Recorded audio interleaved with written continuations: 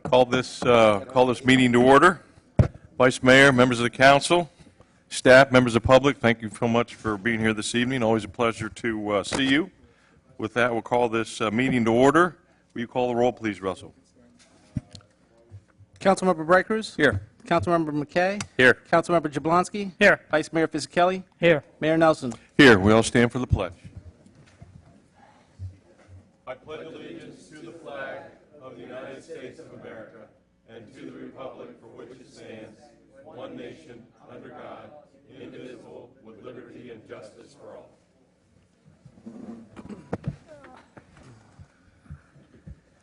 Okay, before we get started with a quasi-judicial item, I'd like to call up Carlos Molinay. Carlos, did I, oh my goodness, thank you. I didn't butcher it. Fantastic. With Mission United, this wonderful organization you're going to tell us about, and hopefully we can help you in some way, shape, or form. But welcome to the town of Southwest Ranch. It's great to have you, and thank you for all the wonderful work that you do. Thank you, Mayor, and good evening, Mayor, Vice Mayor, and council members. And also I want to thank Andy and Russell for having me here tonight and getting in front of you. If you like my presentation, it was their idea. If you don't, it was the council's idea already. Break it up with a little humor. The overview that I wanted to start, and I've been told I have 10 minutes, so I will keep it to 10. Now, you'll probably figure out pretty quick that I'm from New York, although I'm a Floridian 20 years now, so speaking fast is something I do pretty well. But we do want to talk about this because it's very important. Mission United, we're in our 4th year, and you'll be happy to know that your residents are already participating. In fact, I just met Vilma Lopez, who's a Southwest Ranches resident, and has been involved with us already in Mission United for a couple of years. She sits on our Supportive Services Subcommittee and a second one. The overview that I'm going to give you, we put it together, not coincidentally, the final version was September 11, 2014. Wow. So I want to take you back to September 11, 2001. And I think we all remember what happened on September 11, 2001. I know exactly where I was. My brother was working 4 blocks from the World Trade Center. I was able to talk to him. Freedom was attacked, as our president said. If you also recall, he said, and we will defend. Freedom will be defended. And as a result of that, that really serves as the impetus for Mission United, because even though Mission United serves all of the veteran population, our big focus and the highest percentage of veterans that we serve are actually what we call post-9/11 vets. So, what do we do at Mission United? Turn it on this side. Just sorry, there we That's go. all right. Should be good now. Green light hasn't come on yet. There we go. So what do we do at Mission United? Well, what we do is 2 things, right? So our mission is very simple, and that's to unite our community, to create a comprehensive system of care that positively impacts the lives of veterans and their families. And our vision is to be an exceptional convener of partnerships and a provider of services for veterans and their families. As you can appreciate, the United Way of Broward County, being the largest not-for-profit agency in the county, is already a great convener, with agencies, actually about 110. I've been involved with United Way. I was just there today training some campaign associates. Agencies like Big Brothers Big Sisters, Boys and Girls, just to name a couple, and I can go on, right? But Mission United was created by the United Way of Broward County specifically for Broward County returning vets. Because you might or might not know, state of Florida, number 3 in the nation in terms of the vet population that's coming back. So for any vets out here tonight, we thank you for your service, and we felt that it was unconscionable to not do the right thing as it relates to acclimating these veterans back into the society and giving them a hand up, not a handout. So that's the mission and vision of Mission United. And that you're not going to be able to read, so I apologize, but there are copies that the council have and the mayor and vice mayor. But there's a few things here. We looked at best practices and we said, okay, how do we gain credibility? So with the credibility, it was easy because United Way already had a great level of credibility in the community. And then we conducted an initial needs assessment. So this was data-driven and needs-based. We actually talked to people and said, what are the needs for these veterans and how do we do it? And then we took a community-focused approach for readiness, and then including the hotline, which is 9544 United, which is the number. It's actually staffed by 211 Broward, another great agency that is part of the county. And then we said, okay, how about the cultural competency? And so what we considered there was the veteran's gender, ethnicity, the age, and providing and tailoring those services across all genders, all ethnicities, and the lifespan.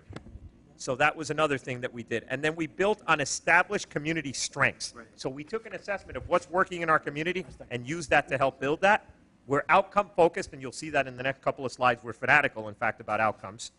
And we expand the community's potential to achieve and sustain those outcomes, which is very important. And of course, we're wellness oriented because our key thing is to make sure that that veteran is well when they come back and re-engage in society and acclimate with us. Carlos, let me just make sure that your mic is on. You're on TV land. Okay. There you go. There we go. Now you're on. Normally, I never have a volume issue. No, I appreciate that, Mayor. Thank you. And then the connection is that we advance a single system of veteran care. We use a centralized intake, and I'll talk about that in a moment, and a case management structure, and we integrate all those components. So, what we're looking at here is the flow process for Mission United, and our goal is no more than 2 steps to help. The first step is call 954-4-UNITED, and I'm going to leave palm cards behind for you to take back to any vets that you might know. We would appreciate your getting the word out for us. That's one thing you could do immediately. And then it's through case management and face-to-face meetings and written assessments that we do what we call a warm handoff to one of our committees and our team members. By the way, this is all public-private, but mostly volunteer-based. And we have some great sponsors like NSU, Nova Southeastern, Comcast, and some pretty big players in the community that help us with this. So then, this is the key here. These are the 6 pillars and areas of focus. So we align and mobilize our resources in everything we do to organize a comprehensive system of support around these 6 pillars. And the pillars are as follows: employment, that's linking a veteran immediately to a career opportunity; education, creating a career path to career for that veteran; accessing health care after active duty, which is very important; legal assistance, addressing the veteran's legal needs; emergency financial aid, that's providing access to short-term assistance; and housing, eliminating veteran homelessness, and all homelessness for that matter, in Broward County is one of our stated goals. And by the way we came up with this 6, we didn't just invent these. We came up with them after that initial intake and assessment that I told you about that was very arduous but very detail-oriented to make sure we were hitting the areas that we needed to.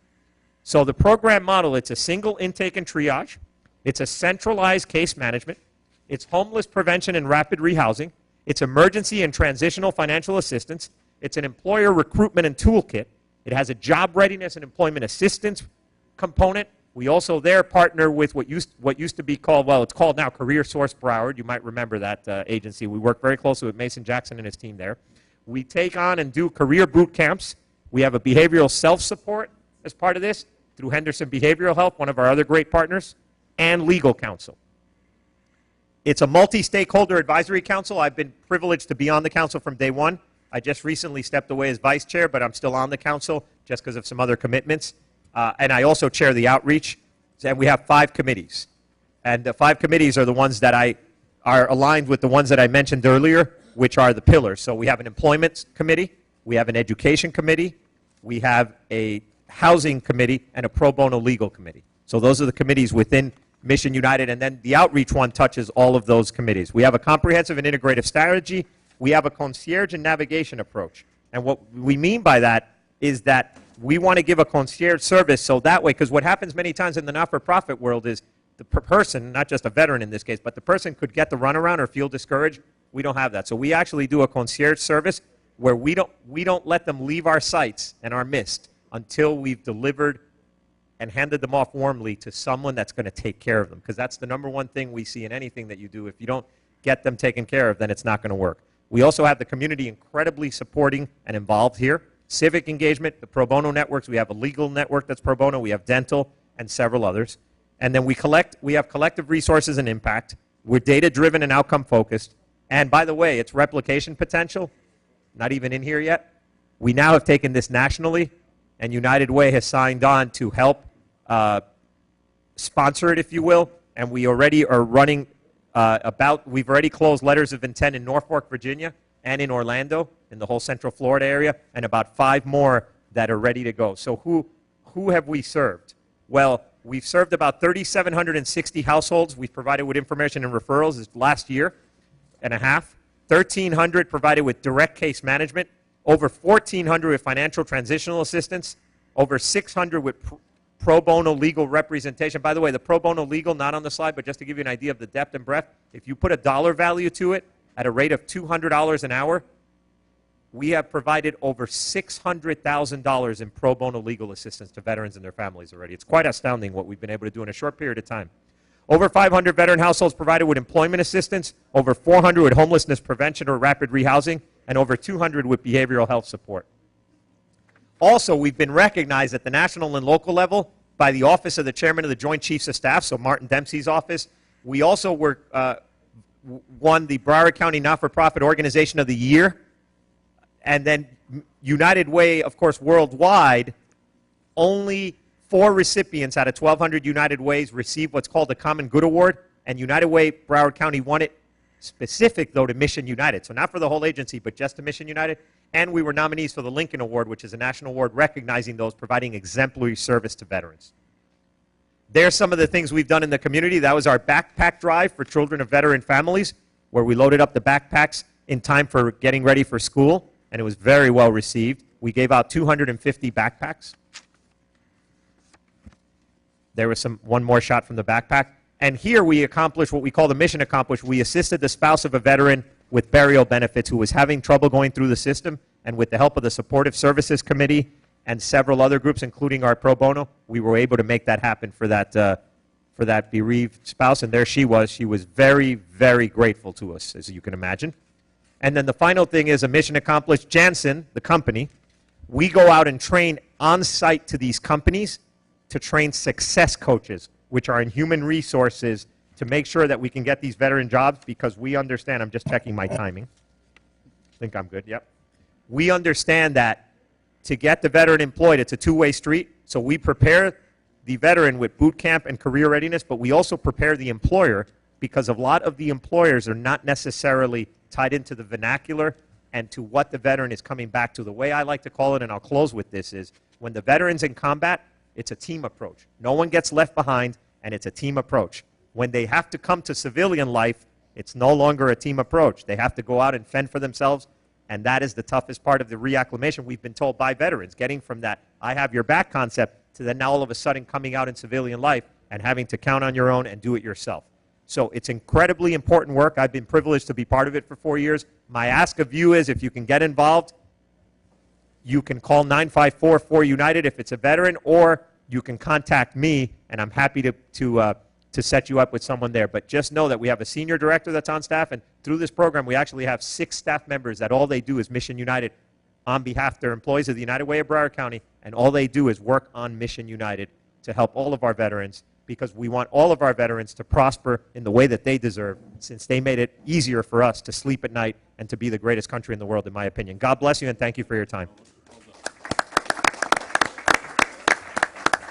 And Carlos, if somebody want to make a contribution to your organization, you want to also pass along that information as well?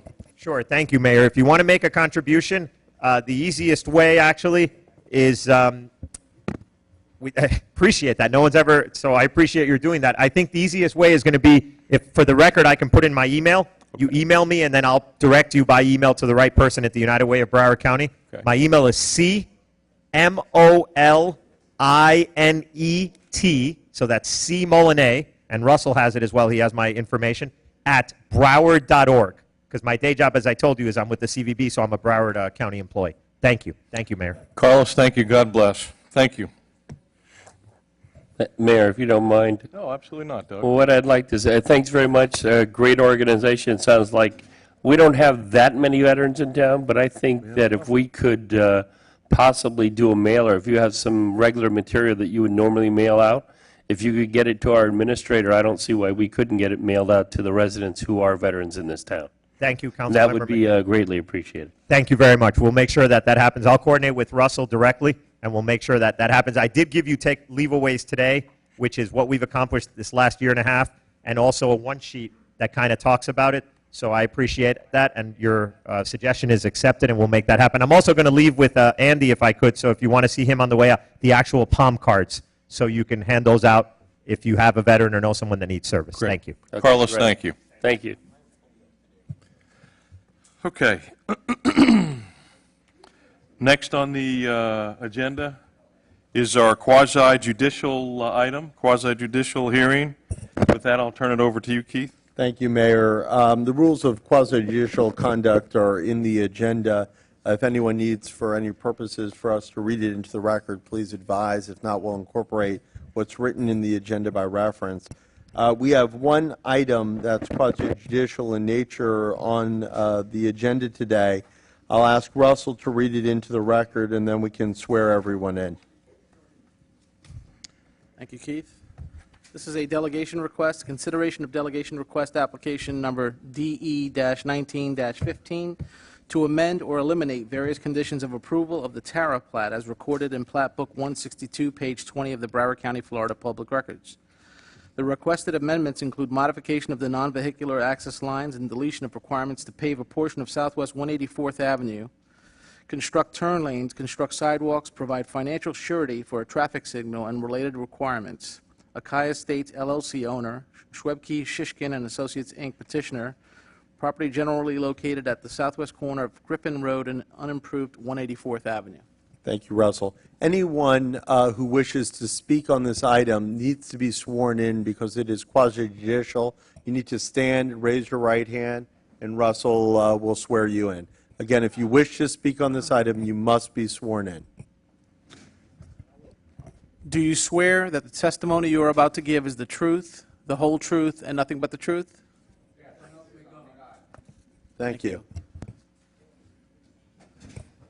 Who is going to be speaking on behalf of the applicant? If you could please come to the podium, just state your name and address, that you've been sworn in, and that you understand why you're here tonight, and then I'm going to turn it over to Jeff Kadams to do a complete staff report. Sure. My name is John Tello. Wait 1 second, John. I don't think. Just got to pull it close to your tongue. Hello. Yep. My name is John Tello. I'm with Schwebke, Shishkin and Associates. We're the civil engineers for the project. And you've been sworn in, Yes, and I've been sworn in. and you know why you're here I tonight. do know I am here. Okay. At this point, and Alex, why don't you introduce yourself as well and your address, and that you've been sworn in, and then I'll turn it over to Jeff Kadams. Yeah, Alex Yukana, Kai Estates, and I've been sworn in. And you know why you're here tonight. I sure do. Thank you. At this point, I'm going to turn over to Jeff Kadams from the Melgren Planning Group. I think you might have changed your name. But I'll let him do his presentation. Thanks. Nope, same name, different email address, different address. We're good at that. Good evening, Mayor and Council. We're here tonight to consider an application to amend some conditions of plat approval. First, to orient you, this is the Tara plat. This is otherwise known as Downey Ranch Estates, named after the previous developer owner and the site plan named after him. This is at 184th, Bonaventure, and Griffin Road. This plat was approved by Broward County in 1997. The town approved a site plan for this, and this is 16 lots, 1 acre lots. And the town approved a site plan for this in 2005, and that site plan expired. This developer, the new developer, has purchased this property and is ready to move forward with developing it. But one major problem occurred. This site plan and this plat is based upon access from 184th Avenue, which the developer would have to build to the point of the entrance into the subdivision. If you can see, I don't have a laser pointer that I can use here, but that's 184th, where the cursor is right now. And you can see that a street comes off of 184th that would serve the lots that front on that cul-de-sac. And then the lots on the northern portion would share access to 184th. There's a nursery at the southeast quadrant of Griffin and the 184th alignment. And in order to construct 184th south of Griffin and continue it, land right-of-way is needed from that nursery in order to effect a proper alignment that meets the engineering criteria. And the nursery was not willing to dedicate that land at this time, and the county is not looking to take it through eminent domain. So at this point in time, the applicant has been unsuccessful in extending that road further to the south and developing this property the way that it was approved to be developed. So As an alternate way to develop this property, the developer is seeking access from Griffin Road, where you can see the arrow in blue. I took a long time preparing this. I hope you appreciate it. And there's a 50-foot drainage easement there right now, and there'd be some horse trading with easements and whatnot, but access would come off of Griffin Road, and it basically would extend south until it reaches that cul-de-sac street. So it would be one street that basically is a straight shot through. The plat itself, the rest of the plat and the site plan doesn't change. The lots are still basically the same. It's just the location of the access. At this point in time, the developer has submitted a site plan. It is not ready for your consideration yet. We're still working through some technical issues. But in order to get to that point, there are certain conditions of plat approval that have to be amended in order to allow this new scheme for access to go forward. So there are 12 different conditions of plat approval that the applicant is seeking to be waived or modified, or actually 13. And it sounds like a lot, but they're basically a handful of things. First of all is the non-vehicular access line. All plats that are approved which front on traffic ways or county arterials or future arterials have non-vehicular access lines, which tell you where you can and cannot obtain access to the site. So currently, there's a non-vehicular access line that runs the length of this plat along Griffin Road. So they would need to amend that to create an opening for the new street. At the same time, they would close the two shared driveway access easements, 284th, that serve the four northernmost lots. There are turn lanes associated with 184th Avenue. The construction of the bonding and construction of 184th itself, possible signalization, sidewalks on 184th. Yes, that was an unincorporated requirement. So these are the various types of things that have to be changed as a condition of this plat approval, which occurred prior to the town's incorporation, in order to allow the new access to occur. Additionally, there are some requirements in here, the sidewalks being one of them, and bonding for fire hydrants to Broward County would be another. It's no longer applicable because Broward County doesn't provide the fire services. So they're seeking council approval to recommend to Broward County the elimination or modification of these conditions of plat approval to allow the site plan to continue to move forward and eventually come to council for consideration.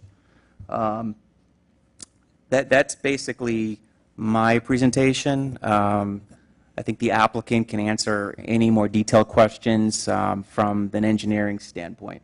Jeff, from a legal standpoint, does this plat comply with all requirements of the town's code? No.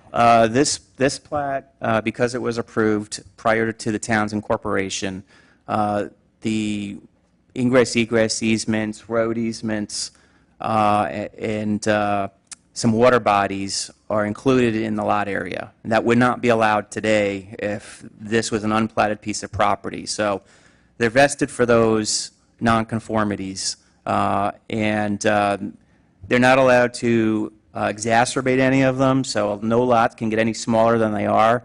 But the lot sizes they have, the way in the amount of water and the amount of ingress-egress easements that are counted are grandfathered in. Thank you. Does any member of the town council have any questions of Jeff Kadams at this time? Nope. Seeing none, I'll turn over to the applicant to add anything additional or. Jeff did a great job, by the way. Mike, we can't hear you. Oh, I'm sorry. Jeff did a great job. I don't know what's wrong. Take it out. Yeah, Take it out and hold it if you There like. you go. Hold it, go on. Just to elaborate on Mike, Jeff's you're not point. close enough to the mic. Just to elaborate on Jeff's point, we are not actually relieved from any of the requirements of 184th. Acaia Estates will actually have to pay the county for those improvements, and when the county is ready, I think it's 2035, to build that roadway, they will use that money to build that roadway. So we are not asking for anything to be given to us. or anything like that. The applicant is making a substantial payment to the county to release those requirements from the plat. So that would be the only thing I wanted to elaborate on. Thank you. Does any member of the town council have any questions of the applicant? Yeah, does that mean that the right-of-ways related to that will still be given up? That's correct. Okay. That's correct. The right-of-ways, they'll remain. Like Jeff said, the issue is, and by the way, we started this a year ago, and we looked at trying to create an entrance the way the plat was set up, and it just created a very awkward and unsafe condition that both us and the county could not find a way to do it. So that's where this non-vehicular access opening came in with the county and with our firm, just to feel comfortable with traffic safety. Being that we didn't have the right-of-way, and the county didn't want to take it from the property owner at the corner of the... So do the lots, is it the same amount of lots? Correct. And what is the smallest lot size in that entire? Everything is 2 acres. Correct.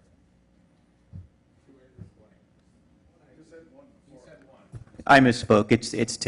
It's 2. It is 2. All right, any other questions of the council? So, I don't know if I should be directing this to you or to Jeff, but explain the long-term impact of this agreement on 184th. I can actually address, maybe that's more of a legal question. In this agreement today, in the plat that's before you, rather than bonding 184th, they've cut an agreement with the county that they're actually going to write them a check today. Okay, so they're giving the county the money. This county also is still maintaining the right-of-way along 184th. So in the event that one day in the future, whether it's 2035, 2018, whatever it is, that the county decides to go ahead and actually complete 184th, their money is already there to be utilized for that purpose of constructing 184th, which could be used for actual construction, the opening where the nursery is, the taking of the nursery. Their agreement with the county is such that if 184th is ever constructed, their entrance on Griffin Road is supposed to cease. Okay, I just want to confirm that's still the deal. And then their entrance goes back to 184th. And that's a requirement of the county that I heard about 6 months ago. That's correct. It's actually a temporary opening to the NVA line until 184th is built, and then the neighborhood is required to connect. Okay, thank you. Is there a time limit on that connection? No. No. It's whenever the road's built. They can't. Okay. It's not within their power. Right. But once the road is built, and I apologize, I don't have the exact time, but I think it's 90 days or so. There's a requirement once it's built. I Correct. might have I don't have misunderstood it the in- question. no. But yes, there is a requirement. I don't remember the exact time. No, it's already paid for. They've paid for it. Bob, I didn't want to back and forth like that. Not a good way to do things. I encourage you to come up and ask any questions at that time. What are the other alternatives? Obviously, you've been contemplating this and going back and forth. What would happen, and just hypothetically, only because I'm interested in listening to a response, if this wasn't approved, what would your alternative be? We'd have to go back. I hear what, I know, what I'm trying to find out. It's a good question, and honestly, I don't have an answer. We exhausted the intersection with Broward County, and at the angle that it would have to come in to get around the nursery, from our standpoint, we didn't feel safe in signing and sealing those plans. So I don't have an answer for you. So, but there is a plan out there that was initially contemplated, but as a result of concerns about safety or whatever, you decided that.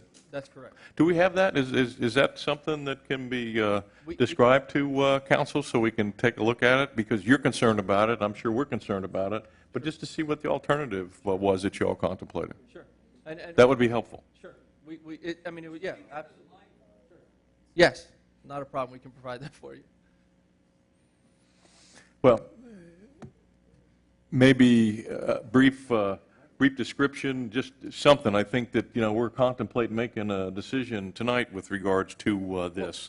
If I you- can explain it. Maybe That would be I'll- very, that would be very, very helpful. Obviously, Sure. you came to us and said it's the only way in and out of there, that obviously is, No, what happens is there's already an entrance from the nursery okay. to 184th. Right. Right, so Right. what we had to do is offset the roadway onto west of basically the right-of-way, or on the west side of the right-of-way. So then, as our roadway came in, not only did we hit 184th at a weird angle, we also hit the exit for the nursery. So it created almost a separate intersection prior to getting to an intersection. And then at the same time, we were at an angle that isn't safe. So it was almost like two intersections very close to each other. And it just didn't work. And again, we went back and forth with the county. The county had ideas. I don't know if you guys are familiar with Dave Huizinga. We met with him 3 or 4 times. He sent us emails, and it just didn't work at this time. Okay. In the future, maybe. Thank you. Freddie? Yeah, I got a question. Like on 4 here, it says you were going to, about piping that canal. I understand from talking to Drainage District myself today, you all have to rebuild that canal, right? That's correct. And We are no longer I know it piping. doesn't go into C11, but it does get back to the pump. That's correct. Yeah. It used to connect underneath Griffin, and they disconnected that, and now it goes a long way. And if we were to build the roadway, see, over the last year, we've gone back and forth, but when we were thinking about trying to build the roadway, we would have had to pipe a portion of that canal, which nobody also was in favor of. So, but now that's no longer an issue.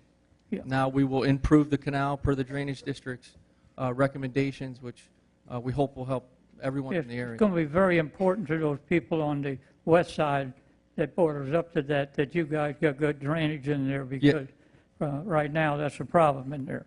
That's correct. It's an insufficient canal. It's more of a ditch at this point.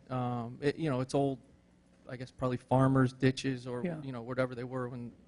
It's a very old canal, so we will improve it. Correct. Yeah, I noticed even by y'all putting in the canal and the pond y'all putting in will help in that too. But it's very important to those people that were 186 that you guys do that right. Yes, sir. They're suffering now because fortunately the Drainage District went in and put in some temporary pipes to let that water go in that canal, but every time it rained, all that property behind there, your property was a mosquito heaven. Yeah. Let's tell you, that's what it was. That's correct. And by the way, we've, as we've gone through and our plans are finalizing a little more, we plan on meeting with all those residents to discuss the impact of the canal and how we can work with them to make sure that not only do we help them, but we mitigate any issues.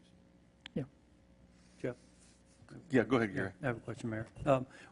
You said you're going to improve the canal. Can you be more specific on what do you mean by improvement? Yeah, we're going to actually dig it deeper and widen it. How much wider? How much deeper? It's deeper is about 7 or 8 feet, and wider is about, it's hard to say, maybe 20 feet wider. What happens is the canal snakes, and the Drainage District wants a nice straight canal. So in some areas, we're widening more than others, and in some areas, we'll be filling in to create a true canal. Is this the length of the property? That's correct, sir. That's all I have. Steve? Thank you, Mayor. Probably one of my biggest concerns with this project is the access. Not so much leaving the project, but coming in. If you're coming in from the east going west, my understanding is that you're going to need to make a U-turn at 186th and then come back and then have access into the property. Is that correct? That's correct. That particular corner, I don't have the statistics to back it up, but I've lived out there for over 20 years, so I think I know it fairly well. That particular corner is probably west of Bonaventure, probably the single most trafficked and probably the most dangerous corner in that area of town. So now we're going to be adding to that U-turn traffic into an already less than optimal situation. I'll just throw it out there. I wasn't going to bring it up now. I wanted to hear what residents in there, but I'll throw it out there now anyway, just so. But how is that going to be addressed? And I just want to correct the record. It's 185th where the U-turn is. 185th, where the I'm sorry. church is. I'm So I sorry, just correct. wanna- Yes. Still a bad No, area. It's 186. It's 186. It's 186. It starts out as 185th Way, but it goes 185th over down to at the- Sheridan, 186th up at Griffin. But anyway, Yeah, it's a good point, and we analyzed that with the county also, and we've created the U-turn per the county standards of a U-turn. And in addition, we're building a turn lane into our property, a dedicated turn lane. This is 186. So what we're hoping is that, you know, basically when they make the U-turn, they will never get back into through traffic. So as soon as they make the U-turn, then they're within the turn lane into the property to try to mitigate that concern. This is 185th where the U-turn is. This is 186th. It says stuff is No, it's- 186th. This is 185th. This is where the church. Yeah, but here's the dilemma. Well, we're going to have to do on the record, but I just want to show them it is 185th. Okay, I just want, Okay. I want the record to be clear. This is I don't know. I know it's 185th because this is where the U-turn is. This is 184. Right, this is 185th and this says 186. okay, so let me just kind of correct for the record. So what we're talking about here, and I misunderstood it, I understood that the U-turn was going to be at 186th. In fact, it's at 185th Road that I didn't even really know had a name at that point. It's basically the entrance to the church there, is what it is. It's at the entrance of the church.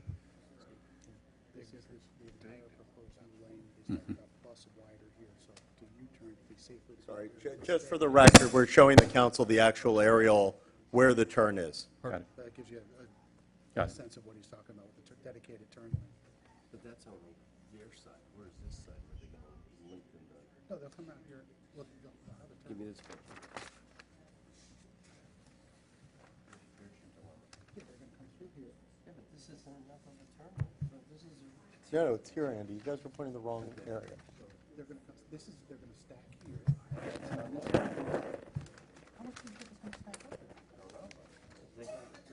This is going to be concrete over here.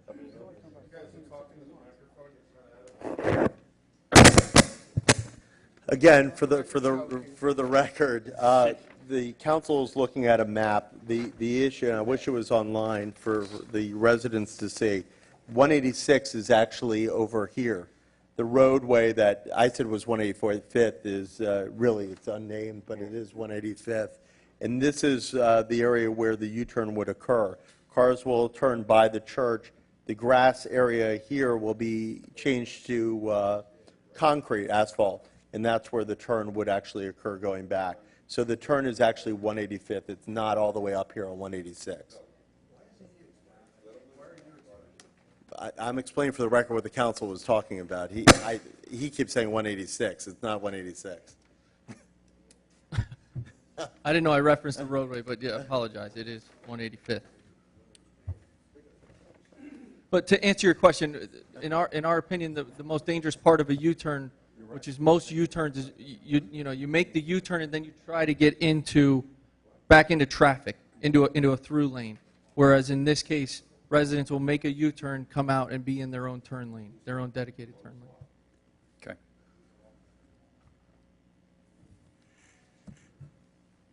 Any other council member questions? How many cars, if you're headed westbound, how many cars are going to be able to stack in that turn lane to make that U-turn? That's a great question. I know, that's why I asked.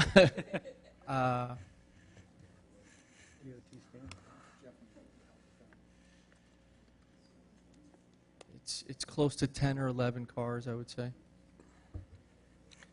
So if it's more than 10, you're going to back up into the flow of westbound traffic.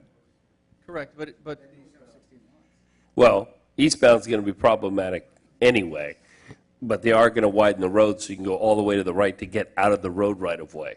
So they're going to actually have a lane. It's going to be wider one lane, so when they make that U-turn, they can be on the south side of the road out of the flow of traffic and be into the turn lane into the development.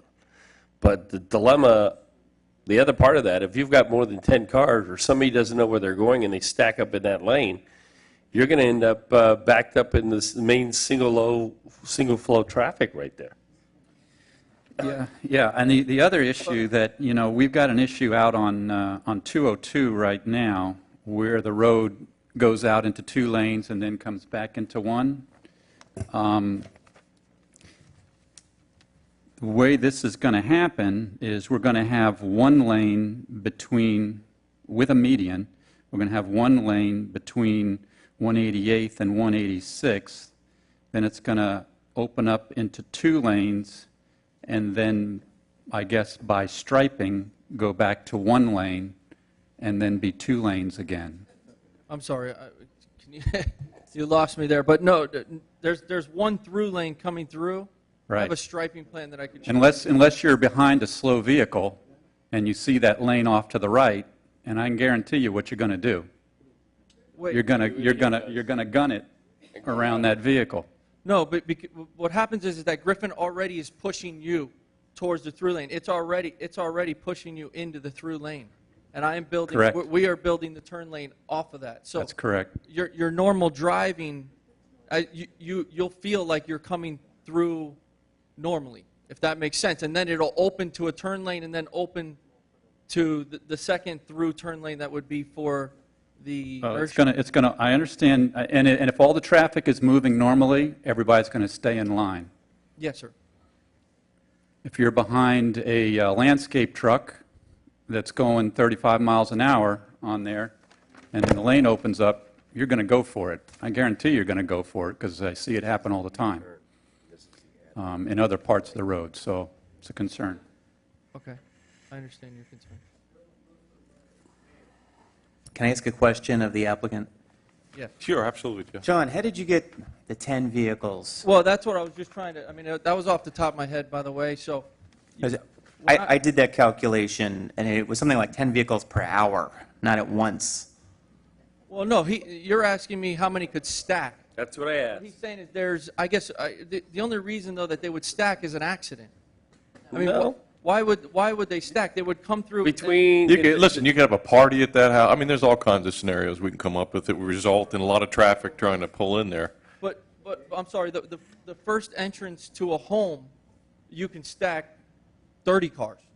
You know, when someone makes the right turn in, and then the first driveway. So how long is that stack? The turn lane into the development, what's the deepest into, amount of we'll call it cars? into the first driveway. Does that make sense? Into where someone would actually stop and be turned. Well, into a I guess my point is, from the U-turn spot going westbound, Correct. straight to the south where you're going to have the lane widened, from that point to the entrance of the development, how many cars can you stack there? It's about 170 feet. Yeah, it's about 170 feet. So. I think it's important for us to point out that we're not talking about a regular road where everybody's going to be driving through. We're talking about a community of 16 single-family homes on 2-acre lots, 1 family per house, and basically there's very little traffic. Even though you can basically stack maybe several cars in the turning lane, basically whoever's going to be doing the U-turn there is people that are basically going to be going to a 16-unit community, period. I mean, I think we're blowing this a little bit out of proportion, and it's not really the intent of this. Well, 16 units, you're going to have a minimum of 2 cars, so there's 32 cars. And if you have a family with kids, you could have as many as 4+ cars per house. So I just went to 64. It could be, I mean, Jeff mentioned 10 cars per hour, which is probably a lot. But, I mean, it's probably the average that's going to end up being in there. But What you're not looking at is early in the morning, that school on the other side of that canal, all those people are coming back. They have to go south, and they're going right down that street. They're backed up there every morning when the There's the school. mayor, he'll tell you. And let me add to that, you're absolutely right. This charter school that they're getting ready to build out on 207, the Griffin Road with 2,600 people, just compounds a problem tenfold. So that's coming next year. where's the school at? 207th and Griffin. Let me ask you a question. 2600. How else can we get in without building a U-turn? Traffic would have to go to 186th and further down? Yeah. I think if I'm, yes. Well, there's an existing U-turn now at 180, to get, not a U-turn, but to get in at 185th, to get into the church. That's in existence as we speak. You're talking about widening that. 186 and 188 further down the street, then I guess that will be the other option. So what you're proposing is to improve this U-turn area to allow access to the property. Okay. All right. There's a U-turn there already. No, there's no U-turn? There's no improvement Wait a there. minute, back up. There's a left turn westbound. Okay. That's what there he's now. talking about. Okay. that's what I 186, meant. correct. That's what I meant. I'm sorry, I apologize. So you're talking about improving that to allow access to your property. Actually, that's what they're not talking about doing. They're going to use the existing left turn lane that's westbound that's there now to make a U-turn, but on the south side of Griffin Road, in front of their development, they're widening that turn lane, so when you make the U-turn, there's another lane there that you can back up into and get out of traffic that allow you to enter their development. That's correct.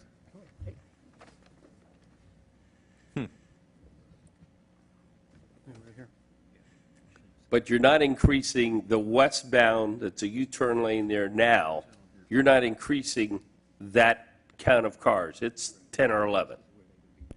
Pretty much, yes. And on your side, on the south side, when you can make the U-turn, you predict how many cars can that hold in that lineup? 20 cars.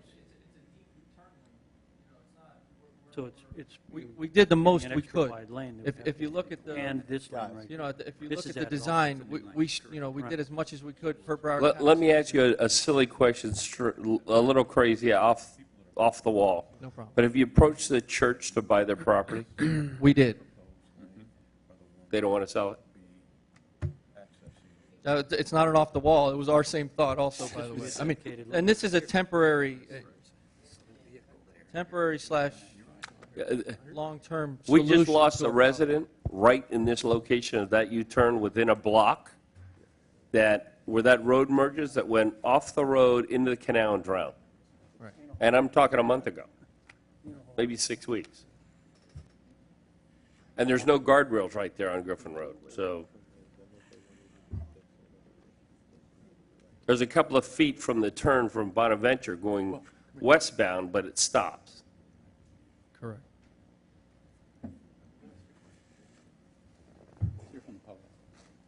Any other questions of council members? No, let's hear from the public. Seeing none, we're going to call up the members of the public. You need to be sworn in. State your name, address for the record. Thank you. State that you've been sworn in. Please don't ask any questions that are going to get immediate responses. Everyone will respond later, whoever you're directing it to. Bob Hartman, President of Country Estates Homeowners Association. Bob, you've been sworn in? I have been sworn in, Mr. Attorney. You know, I can't remember, I couldn't even put a number on how many times people have been up at this dais podium talking about the safety issues with this stretch of Griffin Road. It's probably the most dangerous stretch west of Bonaventure Boulevard. And I look at that, and I'm really disappointed that that's what an engineering firm or a survey firm provided us to look at. I mean, and they don't have the answers. I saw you guys had a better map, but a Google map with squigglies on it really doesn't describe what's going to happen here to the general public. But in any case, I travel this all the time. Y'all do. People drive crazy there. We're putting more complications in their way. Left-hand turns, U-turn lanes. What happens? There's people that are going to make the U-turn if it's more convenient there that miss Bonaventure Boulevard. That's probably not been factored in. All I'm hearing here is a very bad solution to make a subdivision work. And a subdivision that violates our town's requirements left and right. I have no idea why anybody would vote positively on this given all the complications and the risk to the community. Thank you.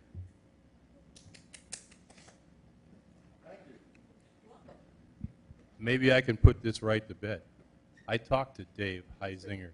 Your name. Oh, and I'm address, sorry. you've been Jim sworn Lasky, 5780 Southwest 188th Avenue. in. And Jim, you've been sworn in? Yes. Okay. All right. Maybe I can put this all to bed. I talked to Dave Heisinger yesterday, as a matter of fact. He's under the impression that 185th Avenue is 186th Avenue. He spent about 45 minutes with me talking all about this. He says, after looking at the map, the Google map, and he apologized, he said the sign's down, but he still thinks it's 186th Avenue, not 185th Avenue. So going back and forth, I don't think he knew exactly where you were talking about, and that's why you had all the confusion right here. But I'm so glad that they're concerned about safety, because that's why we want 184th built in the first place. And also, Mr. Heisinger added that right now, going after that nursery to get a right-of-way wouldn't be that difficult. And what's going to happen in a few years, if this all does come to fruition and the county wants to put in that road, these guys will have sold all those lots and those properties, okay, and they'll be on to their next 2 or 3 more developments. And you're going to have a bunch of rich people mad, okay, about the road coming through, and they're all going to sue. Because all of a sudden now you're going to have a road. I think it would be a lot better to find out how much conversation went on about buying R&R, and if you all passed a resolution to build the road, I think eminent domain would be easy. But they're not going to come in and claim a piece of property in your town without your okay. I think it's as simple as that. So let's not talk about 2034. Let's talk about maybe the next couple of years. You're going to see the government spending a lot of money on infrastructure before they run out of the money. And that's all I got to say. Newell Hollingsworth have not been sworn. Russell. Do you swear that the testimony you are about to give is the truth, the whole truth, and nothing but the truth? I do. Newell Hollingsworth, 199th Avenue. Taking a look at where they have to put the road, the 50-foot north to Griffin Road temporarily, that shortens the lots by 50 feet. And the way I look at it, there's not enough land to qualify for 2 full acres. Therefore, they're non-conforming. So you will be giving them non-conforming lots, and I don't allow that in my world. And I hope you don't allow it in your world. Also, when they go and build 184th, if they ever build 184th, there's no bonding being put in place to remove the turn lane and everything off of Griffin Road into their area, and to put a cul-de-sac at the north end of that road. And we require cul-de-sacs that a fire truck can turn around on. With those top 4 lots, fire truck would have to go all the way in and then back all the way out, including the rescue people. That is not acceptable now. Before we were a town, it was acceptable. Now it's not. There needs to be a regulation cul-de-sac at the north end, removing even more land from the development that can be built on. Why are you allowing this? Because they're flim-flamming you. They can't even tell you how many cars are going to be eligible in the turn lane. They don't know what they're talking about. They're flipping you and saying, you're a bunch of dumb hicks. We can run right over you. Don't let them do it. Tell them to go back, get their ducks in a row, meet all the requirements of Southwest Ranches that are in effect now, and bring it back to us. Don't care what the plat is, unless it happens that way and all of our regulations are met. You don't have to approve it. Thanks, Newell. Thank you. Next. Thank you. Good evening, Frank. As you notice, I've been sworn in. For the record, it was published at 3 minutes. You got me at 2 minutes? 2 minutes. 2? Published at 3, okay? No. That's public hearing. That's Public comment public. is This is three. a- Frank Espinosa, 5186 Avenue. Thank you very much. So we've been following this track for many, many years. As you all said earlier, we just had a fatality there at 186 Avenue, or I guess it started between 184 and 186 as the car deviated. As we all know, the number of motorcycles, the number of landscaping trucks that come out of 186 and make a right-hand turn to go east, the number of landscaping trucks, which, by the way, that's a pickup truck and a trailer, as well as boom trucks that are coming with also equipment behind it that are coming westbound in the afternoon, that are going eastbound in the morning. We also talked about potential 2-acre properties that will be here, which probably most likely all 16 homes will have landscaping trucks coming to service their home, pool trucks to come service their home, maybe cleaning companies that will come service their home, as well as possible other types of services that would require then either that U-turn at 185. You know how tight it is. You know how tight it is between 184 and 188, even going out to 190 to where our new park is at. You know it. And you know when you're coming westbound how that traffic starts to jam up right at 186 as all the Pembroke Pine residents start heading south on 186. And you know how tight it gets in the morning because you have police officers standing right at the exit of the church with their traffic guns looking at speeders coming eastbound, and you know how many police officers you have there. And please, pull the statistics of how many people you have running the stop sign at 186 Avenue in front of the nursery. Perfect choice. You know that. And those are real data statistics that you have. This is the cluster. Thank you. Thank you. Next.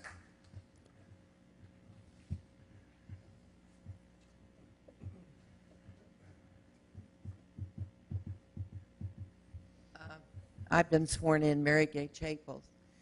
I think they're going to have to go back to the drawing board. I go out that way almost every day. And you have the high school now open, the middle school now open. You have, that really is a major bottleneck from a little bit west of Rolling Oaks all the way out to 188th. The traffic is just a mess, and people do everything but jump over those curbs to get where they're going to go. You have every right to tell them to go back and reevaluate this whole thing. If they have to work with the county to put in a road on 184th to wherever they need to make their entranceway, then that's what they should do. I don't think you can impact and make, and he keeps saying temporary, and then he said 2035. 2035, I'm going to be 6 feet in the ground. And they're still going to be sitting there using that U-turn. And you know, everybody, just like the man said, everybody's going to use that U-turn. And they're going to, when they make that U-turn, they're going to go into that turn lane that they're going to use for their thing. I have one other question.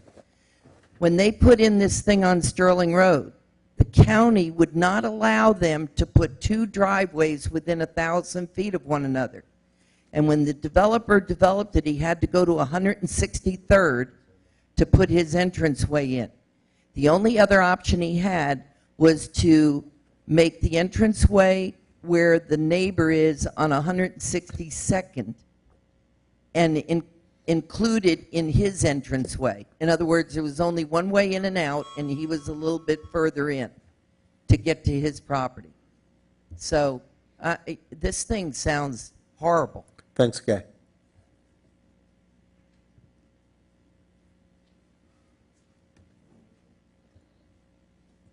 Thanks, Kathy. Kathy Sullivan, Rolling Oaks HOA president. All these objections that we're hearing, I think are going to be the same objections when they put it on 184th. There's still going to be U-turns, and I think everybody knows I'm not for another road. But no one's talking about the impact that 184th Avenue is going to make, which is huge. We're talking about the I mean, the people in the audience here have studies on the animals that live there, the canal. They're talking about widening it 20 feet. Well, is that coming out of Rolling Oaks? Is that going to come out of Cindy Sametta's property? That's huge impacts if you go ahead and put in 184th. If they have to put in a different road, as far as Rolling Oaks is concerned, it's a compromise we could probably live with because it's a less impact to anyone around them. I know people out west are saying we need a road built because it will lessen our traffic. I think the more roads you build, the more traffic we'll have. However, at least they're talking about putting in a temporary road that's not affecting their neighbors. You want me to wait? Vince. Sorry, So Kathy. I want to talk about, and I want everybody to think about, the impact if they push it to 184th. Now, if we want to talk about no road going in, that's a different conversation. But if we have to come up with a compromise, and we're talking about who it affects and what it affects, don't forget Rolling Oaks. And you're right, Kathy, they have to have access to their property. Yep. Hi, everybody. Ken Sametta, 18251 Southwest 52nd Court, Southwest Ranches. I feel kind of guilty now. I mean, you know, I live off 184th. I don't want a road in my backyard. I thought it was a good solution to have a U-turn. Maybe some more studies have to be done to see if there's another solution. That's all I have to. I'm just against having 184th. Thanks. Any other members of the public? You'll speak in 1 second. Any members of the public wish to speak? Pull the mic down to you. I'll rebuttal what my husband just said. Do I have to repeat my address? Yeah, Cindy, and if you've been sworn in, please state. Yes, I have. 18251 Southwest 52nd Court, Southwest Ranches. I see my property on there, and my great reservation is that and Newell brought it up, and he's right, we're not going to be in compliance. Properties are going to be smaller. But why is it right that those properties would take my property and then make me not be compliant? I bought my property, 2.5 acres. I've paid taxes. I built my own house. And that road's going to come in and take 60 feet of my backyard. How does that make me now compliant? So you'd steal from one to give to the other? I was all for the turnaround as well. But I got to tell you, that Riviera Nursery there, that's a total mess. That's some I see accidents there. And we all know somebody else said cluster beep in the morning getting to Cypress Bay, and the middle school there, that is a mess. And I mean, listen, our kids don't even go to school there anymore. We've been moved to other schools because we only have 250 kids in high school. We got shoved to another school. It's a pretty sour subject too, but we have to find another solution. But I don't think allowing these, and I wrote a little, something I really wanted to say. I won't have enough time to read it, but you know, those are $1 million homes. There is nobody moving into Southwest Ranches that's not a millionaire anymore that can afford to live here. I'm not a millionaire, but I'm not giving up my property for somebody to be able to have their $1 million property. And I just don't think it's right. I think you guys have to find a better solution. That's all I have to say. Thanks. Thank you. Any further members of the public wish to speak? State your name if you've been sworn in and your address. Dean Parkerson, I've been sworn in. I think I need to move it up. My address, 17300 Southwest 59th Court. Thank you, Dean. I'm speaking in favor of the idea. I think the temporary entrance, which is going to be temporary for like 30 years, is a good idea. I believe if the county's going to spend money on a street, it should be Griffin Road. That's where our problem is. It's not 2 lanes all the way through. That's the real problem, okay? And if they're going to start improving things, that's the first improvement, not 184th or whatever it's supposed to be. Secondly, this is more taxes, and I've been involved in some of the town's money issues, and believe me, if we can collect more taxes, it's better for us. The improvements on the canal, on the west side, that's something we need. Even the turnaround, which everybody says is a concern, I think of it as an improvement. It gives you other options to get around in that area. The real problem, it needs to be 2 lanes, Griffin Road from one end to the other. But I'm in favor of the entrance. I think it helps the people in Rolling Oaks, it helps the people in the whole area, helps the people on the west side and the east side. So, and it helps the town, and it improves the town. Thank you. Thank you. Any other members of the public?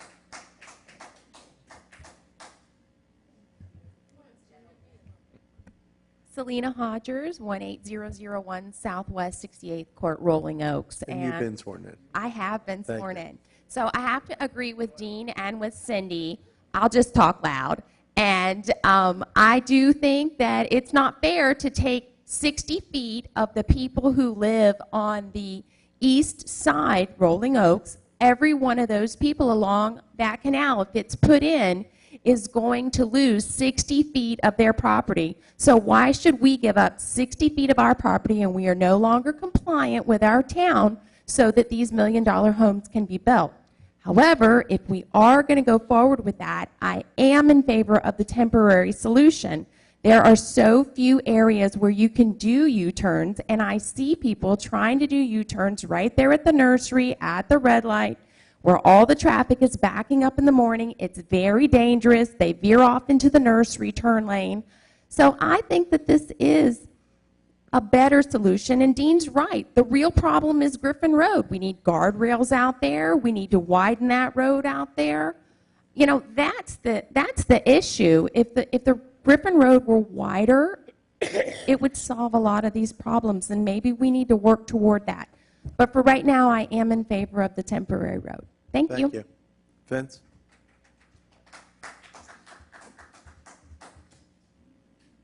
Vince Valletta, Sunshine Ranches. You know, you're always making the developer the bad guy, but while you're pointing fingers, there's 4 fingers looking at you. In the past 15 years, you've rejected the improvement on Griffin Road, and you've rejected the improvements on 184th. In 2000, when we became a town, the county wanted to build 184th. But you said, no, we don't like it that way. We want it our way. And the county says, well, it's your way or the highway, and you took the highway. So now you have nothing. You don't have 184th. You don't have you don't have Griffin Road. But Griffin Road is a death alley. How many people have stand in front of you that have dead people on Griffin Road? And putting improvements, what you call lollipop improvements, put concrete barriers or guardrails, is not going to improve Griffin Road. So before you look at the developer, like I said, you're pointing fingers.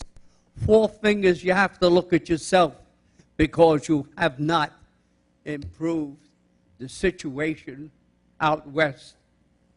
And we're living with a 6-lane road east of 184th. And nobody's dying from it, but they sure are dying from 184th to US 27. Thank you. Thank you. Any other members of the public wish to speak? Seeing none, public comment is closed. Jeff Kadams, do you have any comments? Just a few. One, I just wanted to be clear that this is definitely a long-term, temporary compromise that the developer reached with the county. The developer didn't seek that. They weren't looking for this. They don't want this. But it is something that the developer and the county were able to agree on as the best option that they had. I can't speak to the traffic conditions that you all deal with on Griffin Road every day, and with the school opening, you know, that's going to really change things. All I can do is look at it from a statistical standpoint and a trip generation standpoint. 16 homes statistically would have 1 vehicle or fewer in that turn lane at any one time during 6 to 7 p.m., 5 to 6 p.m., the peak hours. It's less so in the morning. That's the extent that I can contribute to that discussion. But as far as the zoning is concerned, they're not going to be allowed to reduce any lots below what they've got now. They can't. If for any reason they needed to do that, they'd have to combine lots and lose one or more lots. That's just the simple reality of it. They cannot reduce any lots in size. There are issues that are going to have to be worked through. Some of these things are going to be addressed by Broward County. And that doesn't mean you can't, if you do decide to recommend in favor of this, doesn't mean that you can't make those recommendations to Broward County, but things like the guardrails and the turn lane. Broward County is already insisting this is temporary, so that when 184th is built, they have to close that entrance from Griffin Road, which means that turn lane's going to have to come up. They're going to have to bond for that. And then there's the on-site issues that the town would need to deal with, which we would deal with at site plan approval. We would deal with what happens with that road. Well, you know, it would come up. We wouldn't have a cul-de-sac there. We'd go back to the original layout and the original circulation that this thing was approved for when they didn't need Griffin Road to access. So some of these issues would definitely be site plan issues for the town to deal with if council recommends in favor of this. And some of these would also be conditions of Broward County as far as the plat approval, because Griffin is their road. Those are my comments. Thanks. Thanks, Jeff. Freddie? Yeah, I got a couple questions. No, we need to have the applicant make his concluding comment, and then it can be up Hold to on you. one, Freddie. Hold on 1 second. Keith said we have to finish this process. Many questions we want to ask. more comments to make. Yeah. Okay, I just wanted to mention a few things about us. I mean, we are small developers. We've been developing small communities in downtown Fort Lauderdale for the past 10 to 12 years. We're talking about communities of 5, 7, 10, 16 units to the very maximum. So we have a lot of experience on small developments like this. I can appreciate everybody's comment, everybody's concern. We're not here to basically come to this town and start creating issues, more issues that you guys need. I mean, we're looking to get things done as easy as possible and try to compromise with a lot of people. I've heard the word compromise here several times here tonight. About 1.5 years ago, we purchased this property, we acquired this property, and I need to make it very clear that we have 16 2-acre lots in which we have no access to our property. Right. We have no way to access our property, and we have to figure out a solution to it. When we acquired this property, the extension of Bonaventure into 184, is that what it is? Was to be built. And as we've started working with the town and with Broward County, with South Florida Water Management District, Army Corps of Engineers, so many departments, we learn very quickly and understand what everybody wants. And it's very hard to please everybody, but we're going to have to compromise. We had to compromise. We had to hire an engineering firm. We spent hundreds of thousands of dollars in actually trying to rework things around and try to make it work for everybody. And here we are trying to find a solution to access our property. We have no access to our property, and I believe nobody can deny us access to our property. I mean, and we're hoping to work with you guys and making this happen so this property can finally be developed. And that's pretty much what I wanted to say. Thank you. Thank you. All right, seeing that the applicant and staff has concluded their presentation, Mayor, turn it over to the council for complete deliberation. Of course, you can ask any questions that you want. All right. That's okay. I understand also there is a big drainage issue on the west side of the property. Part of our incorporations with the Broward County is of the changes that we're doing and widening the canal and the lakes that are basically in the property. We're going to be able to help a lot of the properties to the west side of the Tara plant. So. Thank you. All right, Keith, thank you. Freddie? Yeah, I got a couple of questions, a couple of things that came up. You know, some of the statements was made. One of them, I guess, maybe I have to go to our engineer for an answer, and that is, I've heard that we're taking some people's property. Cleese, are we taking anybody's property? No. No, okay, because I've heard that statement. And just for the record, Cleet is shaking his head no. I assume that that means no. We're not taking anybody's property. Just want to confirm that for the record. Thank you, Cleet. Yeah. And the other question was, I've heard that there's no cul-de-sac going in, but I see a cul-de-sac on my drawing. So when I'm up here trying to make decisions, I'm getting answers from two people. I need those answers before I make it. But Sure. that's my two main questions. Thank you, Freddie. Mr. Vice Mayor, you're correct. We planned for a cul-de-sac. So at the time, what we did is we created an ingress-egress easement so that we are not reducing the lot size as was stated. We created an easement. And what we did is we created an easement for a fire truck turnaround and to do a cul-de-sac. At the time that the entrance off Griffin is closed, then we would build that cul-de-sac, or the development would build that cul-de-sac.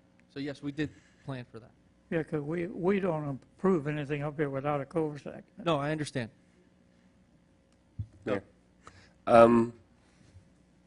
I don't know exactly how your property lines up with that intersection, but have you guys had the conversation of moving the traffic line on the west side of the traffic light back, say, 10 feet to allow a left turn from that light that exists on Bonaventure Boulevard into your property? Have you had that discussion, or has anybody even brought up that idea?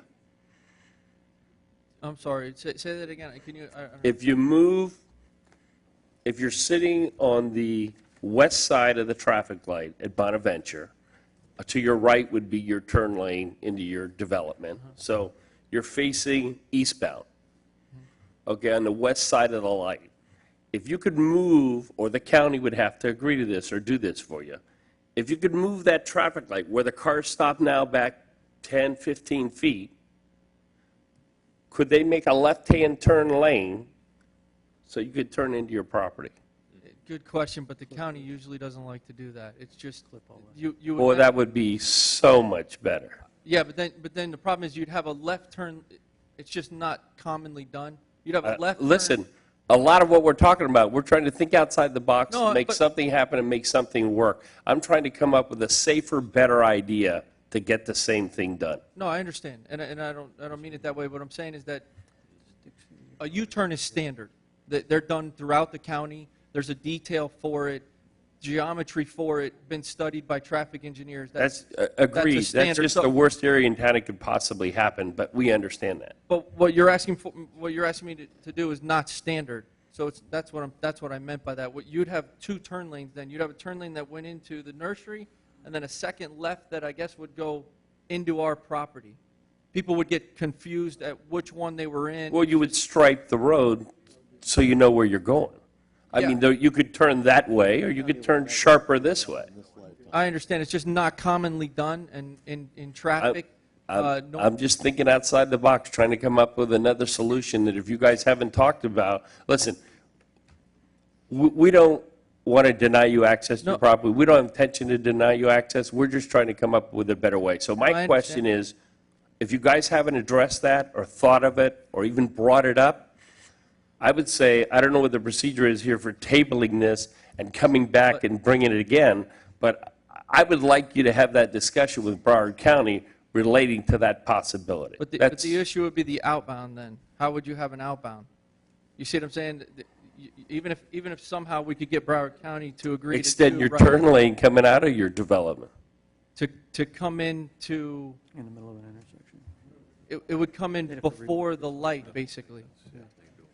Does that make sense? Well, that's why I said, I don't know where it lines up, was my point. With your property, I don't know how the whole Right, what happens is intersection to do lines the up as a 24 quadrant. to do the 24 feet of pavement that I would need for an inbound and an outbound, the outbound would come in basically to the side of the roadway. It just wouldn't work. There's just no way to do that geometrically. I'm not an engineer, but it doesn't line up any way, shape, or form. Right, I mean, this isn't even close. I mean, we're sitting here looking at the aerial, and it just doesn't work, doesn't line up. That won't work? No, you'd have to take the intersection, you have to shift it Correct. to the, You have to move the to the west. whole We I mean, discussed if it the was- alignment with Broward County. Right, no, if you moved it, I don't know, a couple hundred feet, there's a potential for that, but if Oh, you that- take you it just, can't move yeah, that it doesn't- far. it just Yeah. doesn't line up.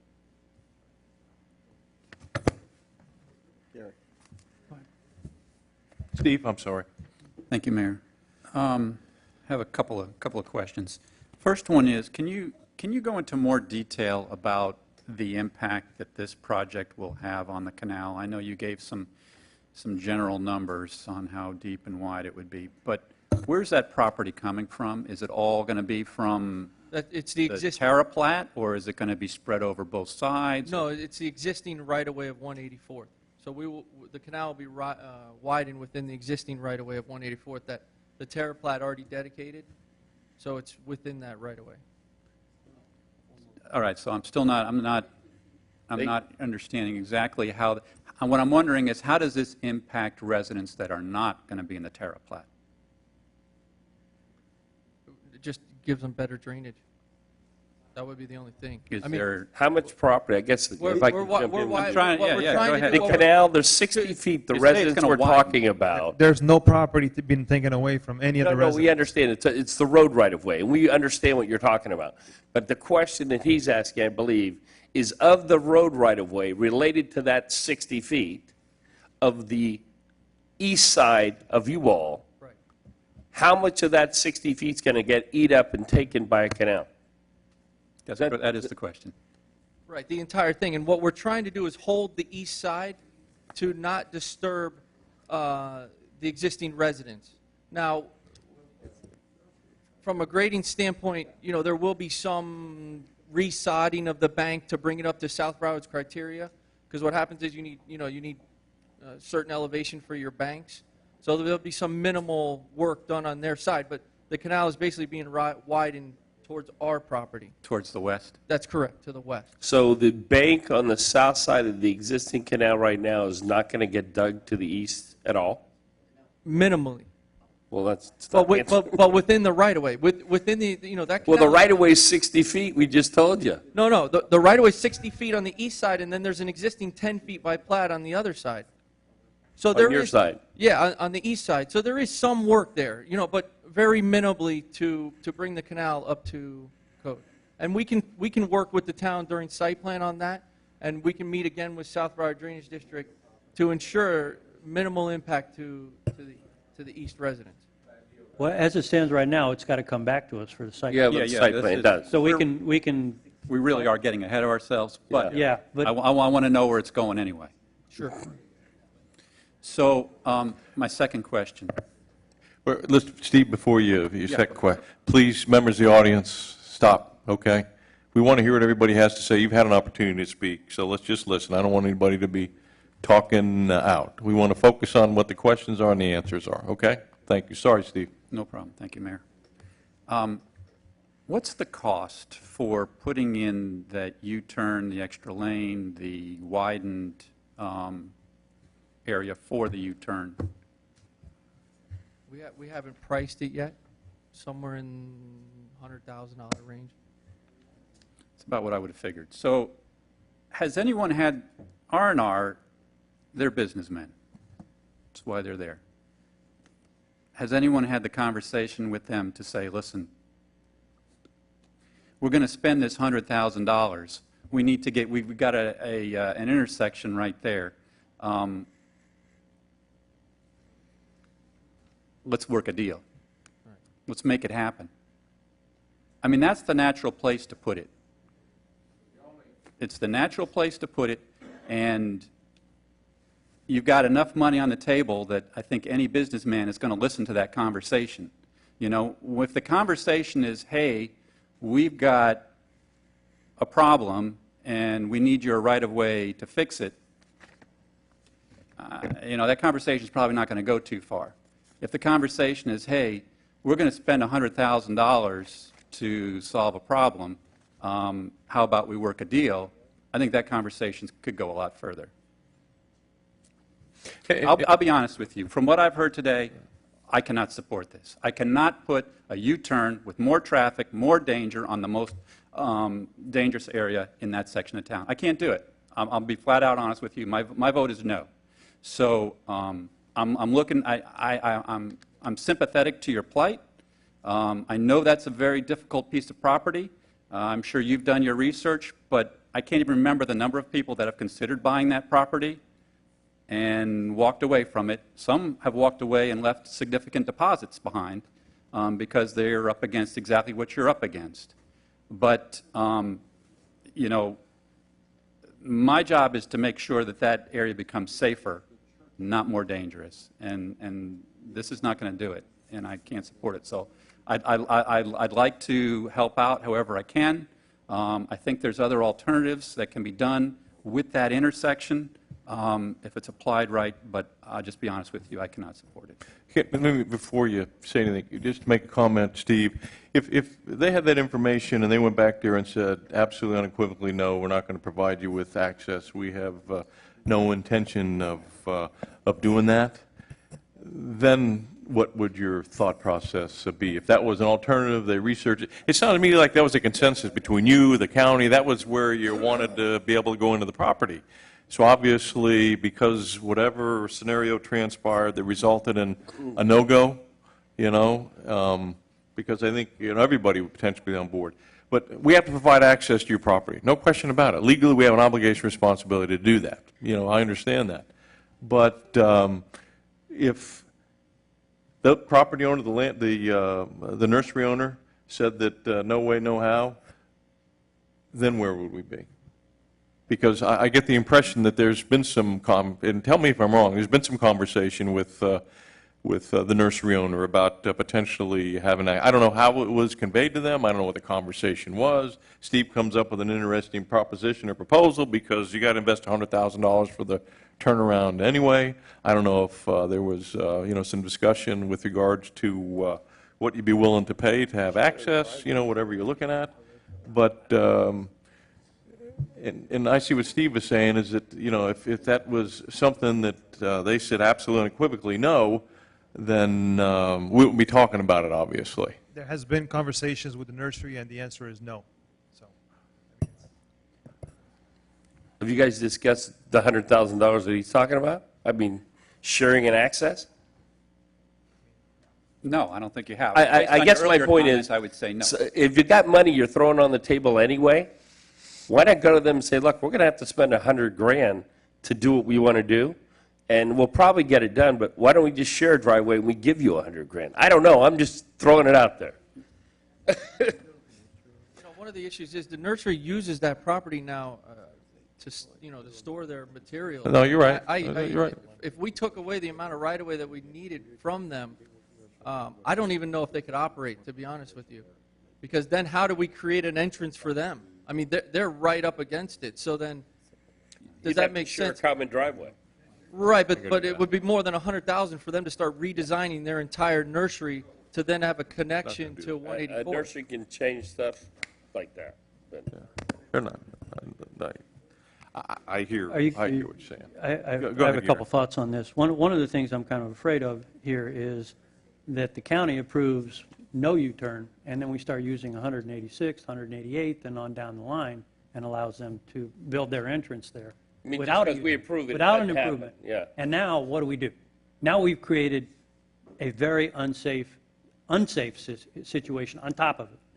Well, can't we, if we were to go along with this for conversation purposes, and they go to the county and the county says, no, we can't do that U-turn, I mean, Keith, is there something we can put into that? The current plan's already been approved by the county. Mm. When I say approved, it hasn't been approved by the county commission. It's been approved by highway engineering of the county. They've approved the plan that's before you. It would not have come before you unless Broward County staff had approved it.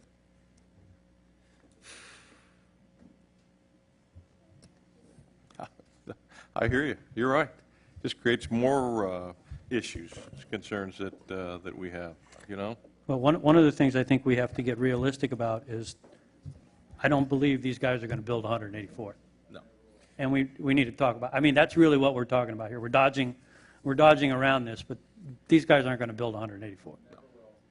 And this is a compromise that's been working on for over a year, as you stated earlier. And we're trying to create as safe a condition as we can.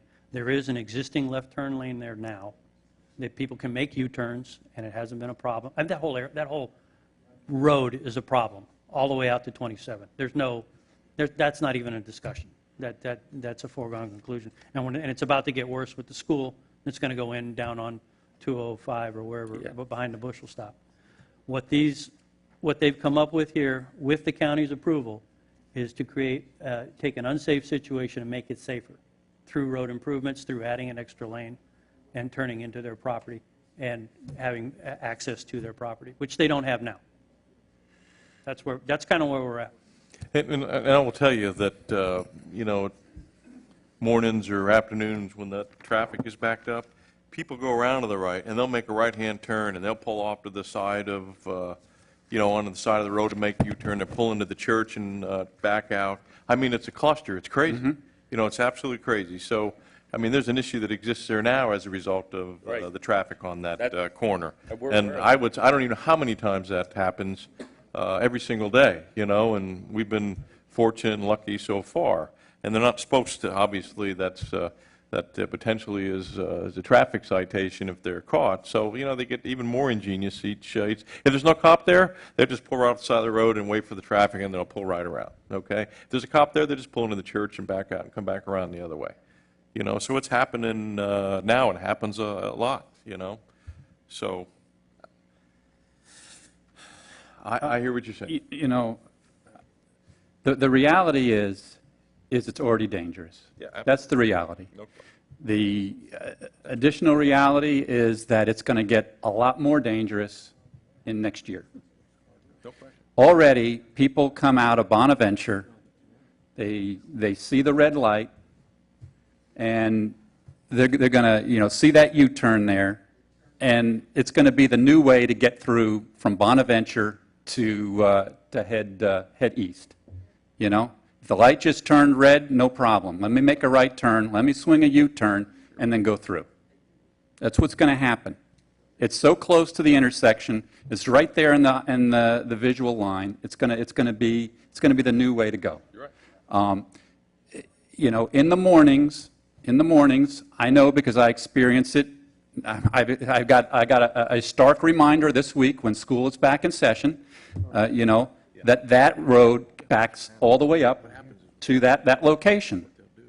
So now you're going to have cars there that are waiting to kind of shuttle their way through. As we've already said, you've got cars that are coming out of 186 that aren't stopping at the stop sign. It's a bad traffic area. What I'm asking for is to go back and to look at it, have a different conversation with the folks at R&R. I don't know if you're willing to reallocate that money. I don't know.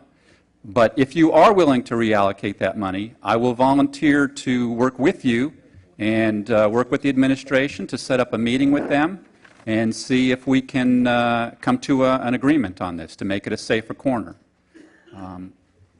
If you're willing to do that, I'm willing to do that. If you have no interest in that, then that's fine too, but I've already stated how I'm going to vote on that. I would, but I would be willing to table this for 60 days to give us time to have that meeting and to see what we can do. Keith. I did not make a motion because I don't know if they have any interest in that or not. If Keith, they have interest, I'll make the motion. If we want to table this and bring it back, what's the procedure? But it's got to be time certain, does it not? All right, well, I'll make a motion then. I haven't heard whether they have any interest in it, but regardless, this needs more debate and it needs more time. Let me ask another question before you do that. Okay. If we make that motion and do that, this conversation ends, correct? That's correct. All right, let's not have that just this second. I'm not on board, but it stops the conversation. We clearly want to give you access to your property. We don't want to deny you access. It would be great for the town to have the tax money, the revenue, all that stuff. But that specific location for what you're trying to do is like the most dangerous place in town to pull that stunt. So on the life safety issues, you know, if we knew in the next year or two that Broward County was going to widen Griffin Road out to US 27, and we had a solution, and that U-turn was going to get fixed, and it was going to be part of the widening of the road and all that jazz, you know, I don't think it would be as big a deal at that point. But we don't have a clue when that might happen right now.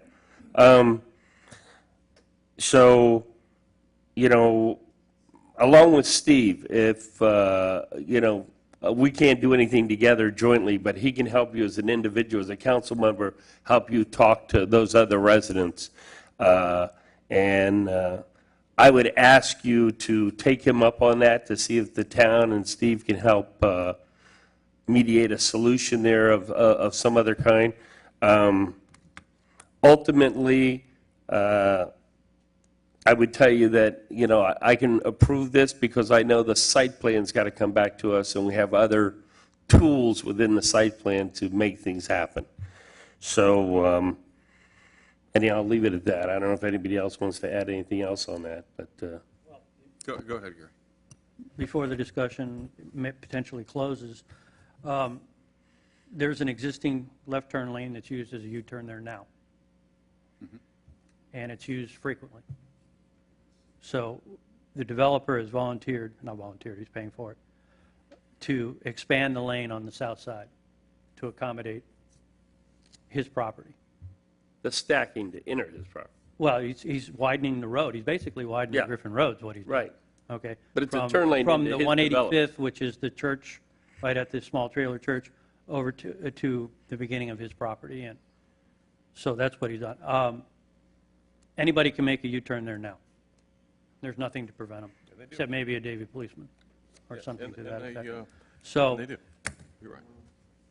he's trying to get access to his property for the people that are going to buy his lots.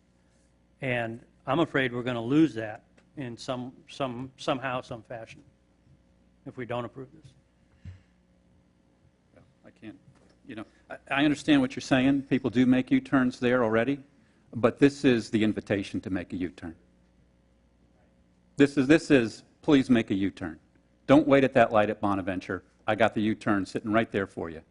You know, I think unless you live out there and you drive out there every morning and see the traffic, I don't think you can appreciate what we're compounding by doing this.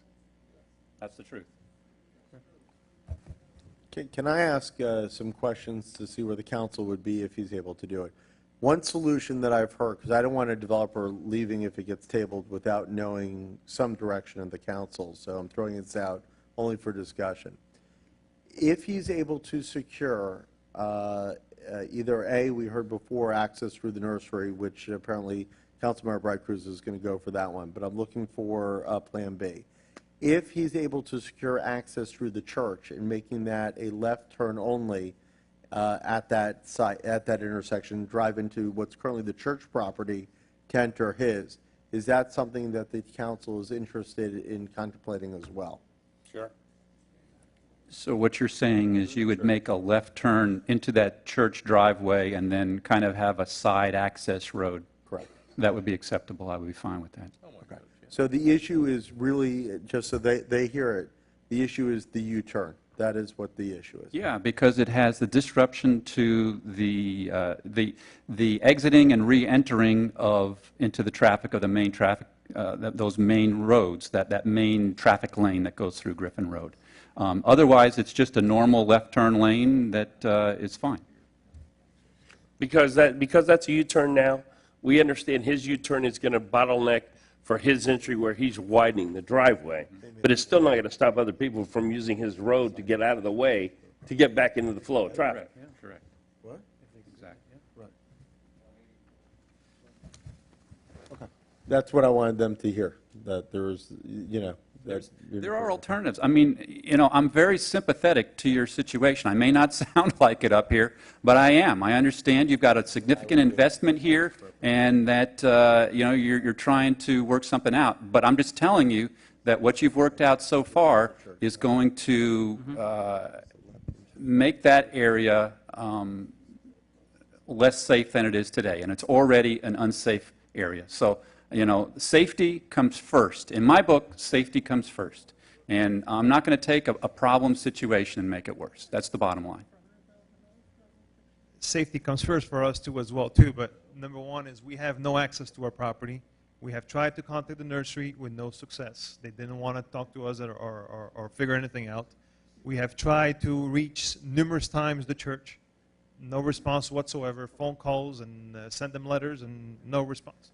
No response. So, I mean, it's... So you haven't been able to speak to the church at all? You agree to go to that meeting? We did not know. I'm not saying you haven't tried, but you just haven't We've been able to. tried, they called back and they said, we're not interested. That's it.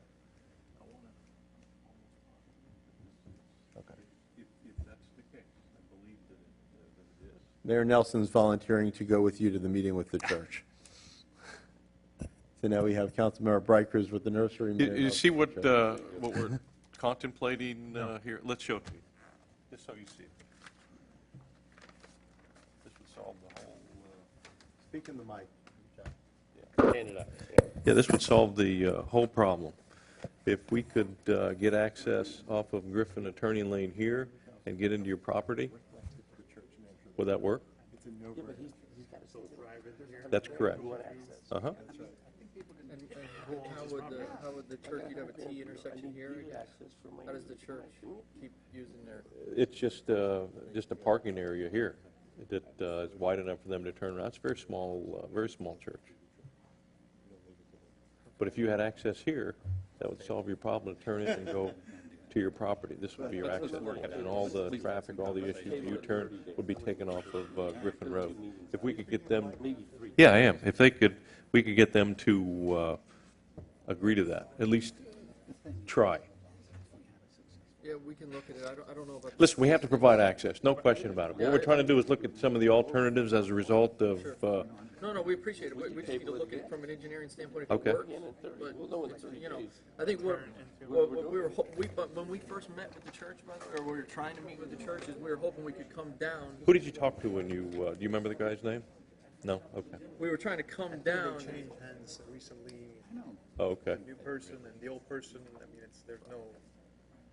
But if that makes sense, it would have been nicer to come down and then come into our property. Yeah. Mhm. That's what our first thoughts were. Would that be something? I mean, obviously, if you evaluate and consider, all these potential alternatives, and you keep getting dead ends, we got to provide you access. But what the council is saying is that we'd like to take a look at that. We're very concerned. We've had a couple fatalities in the last few months, The only issue here is the right-of-way is actually for Broward County. Gary, can you give him your mic So, your the road mic, would have can you to give be him your pretty mic so close to people... that building, so we might have to, I don't know. Who owns this land right here? That's Broward County. No, that's That right might be away. better. Oh, that's right. No, Right, Broward County will that's never not- let you Right, so do it has that. to come in Yeah, a exactly. little bit, yeah. And then you might get too close to the building, but maybe through, I don't know, maybe there's. But you know what? It's just an alternative to take a look at. And if it's No, no disrespect, but their building's a trailer and you could move it. Then we. Yeah, exactly. Just to see. You want to spend, it's up to you. You want to spend. Well, you're not going to spend anything, you're just going to... No, I'm sorry, the next 2 months. We believe that if you talk to the church and offer them $100,000, you're going to get some kind of access. I mean, the idea was to go through 184, but Everybody, they don't want to build they don't build. 184, so Right. Who do you please? Right. And then nobody wanted to I guess the point where enough is enough. That was a whole, if we build 184th and we fill in the canal and piping it, and we got 87 letters from the Corps when they were proposing that. It's like- I can imagine layer after layer. Listen, I'm very So it's, sympathetic, I hear you. I hear It you. isn't something we haven't, we've looked at. They want you a lot to of be different- able to develop the property. Right, I hear you. And you're- All right. May not believe, but we're here to help. Track so we can... So anyway, that's the alternative. That'd be something you'd be, we're talking about 2 months, just to see. I think you can do this in 30 This days. isn't going anywhere right now, guys. May not be done, but... Yeah. There has been a motion. I'll make a motion That's a to good table question. this Steve, for 30 but the- days. Yeah. Right, Okay. to bring it, Yes. what is the second Or meeting? till the meeting on, Until you September get- 20 until you get wait. confirmation of what you can do, what you can't do. Motion that I heard is to table to September 29th at 7 PM. that is the motion. Okay, to determine whether or not a different access point can be So achieved. is that 2 meetings Is that out? correct? Yes. Okay. Is there a second on the motion? A second. It's non-debatable, Russ. Okay, we got a motion and a second on the floor. No, come on. Yeah. If for some reason we can't get any meetings, even with your guys' help, how does that work? We'll extend it again if we need to. Okay, but No, listen, I hear you. 30 days. We're going to be able to come up with an answer. All right, We're going to get an answer. It depends on how we approach. If we're talking to them seriously, you know, and they are just refusing to Understood. talk to us, then that's one thing. Understood. If we're not making the effort to really get with them, then that's another thing. No, understood. If Okay. we make the effort to, and with your guys' help, Yeah. and we're not getting anywhere in 30 days. Hear you. Absolutely. That's the alternative. Agree. Agree. That's fine, let's do the 30 days, and Okay. hopefully you guys can help us accommodate for that. We're here to help. for working with Absolutely. us. Absolutely. We want to help. Okay. I'll call the vote. All right, we got a motion and a second on the floor. Just read back the motion again. So basically, I have a motion to table to September 29th, 2015, and have the council work with the applicant to work with Broward We're going to County. get in touch with the nursery owner. We're going to get in touch with those that own the church property to see if we can assist them with coming up a more viable alternative, more safe alternative. Okay. All right. Everybody good? Yep. I didn't hear you, Keith. Yeah, no, we're good. We're Okay. fine. Call the question, please, Russell. Yes. Your mic's not on, I don't think. Councilmember McKay? Yes. Councilmember Jablonski? Yes. Vice Mayor Fisickelli? Yes. Mayor Nelson? Yes. Okay, that concludes our quasi-judicial item. We're transitioning into item number 5, which is public, we'll be in touch. We're transitioning to item number 5, public comment.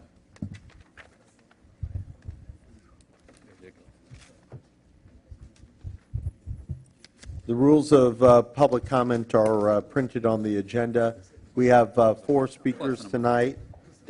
Dee Schroeder, Vince Valletta, Frank Espinosa, and Barry Nunzig.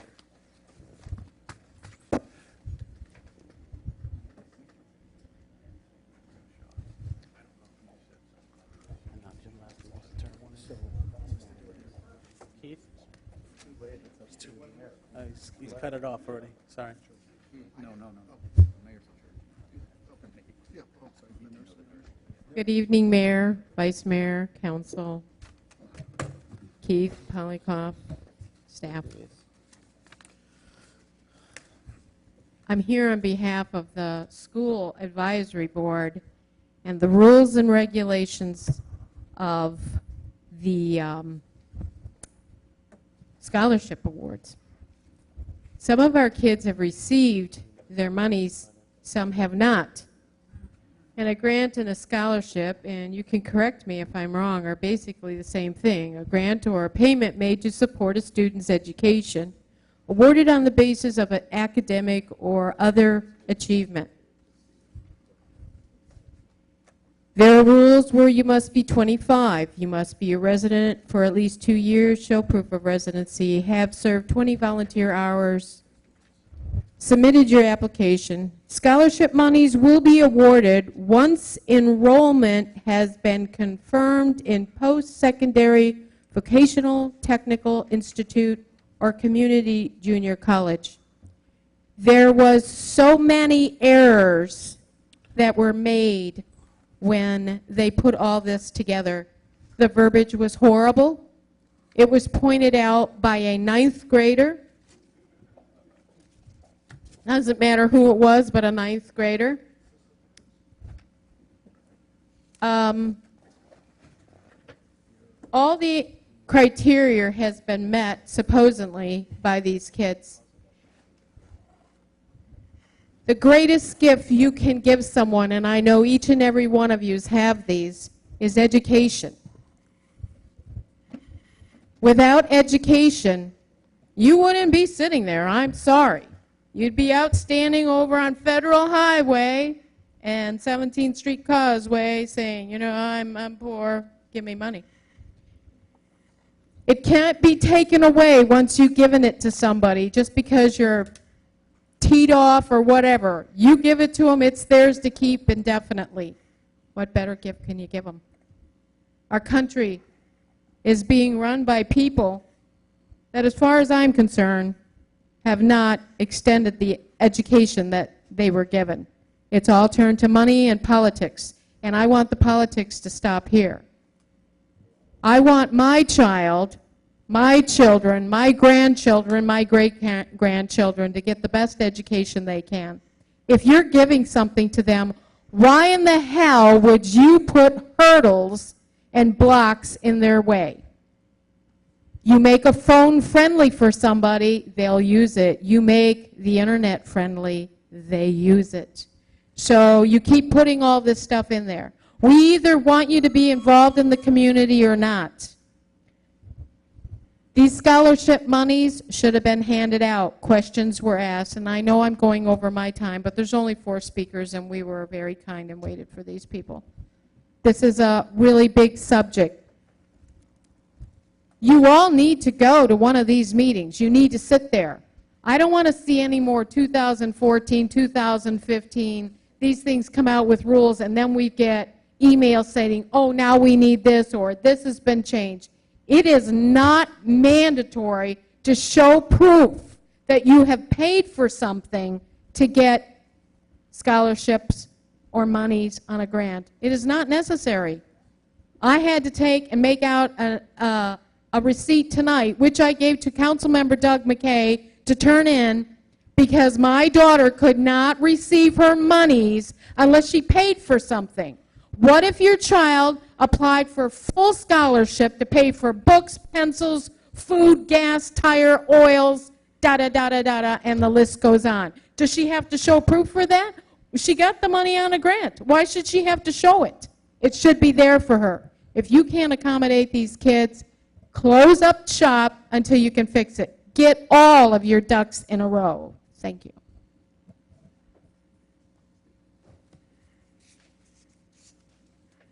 Vince? You're up. Yep. Then Frank, and then Barry. Vince Valletta, Sunshine Ranches, Southwest Ranches. I want to take the opportunity to commend the volunteer fire department for the outstanding work and dedication they did for the lady on 207th Avenue and 54. But it disturbs me that as soon as something happens that is irritable to Southwest Ranches, right away we sue. I didn't hear any dialogue saying that we failed to have a consensus or dialogue with Pembroke Pines. And anyway, using the attorney's vernacular, the childish antics. Who started the childish antics of barriers in the first place? All I'm saying is we should always look in the mirror before we start suing. And it's my tax dollars, your tax dollars, their tax dollars that are paying for him.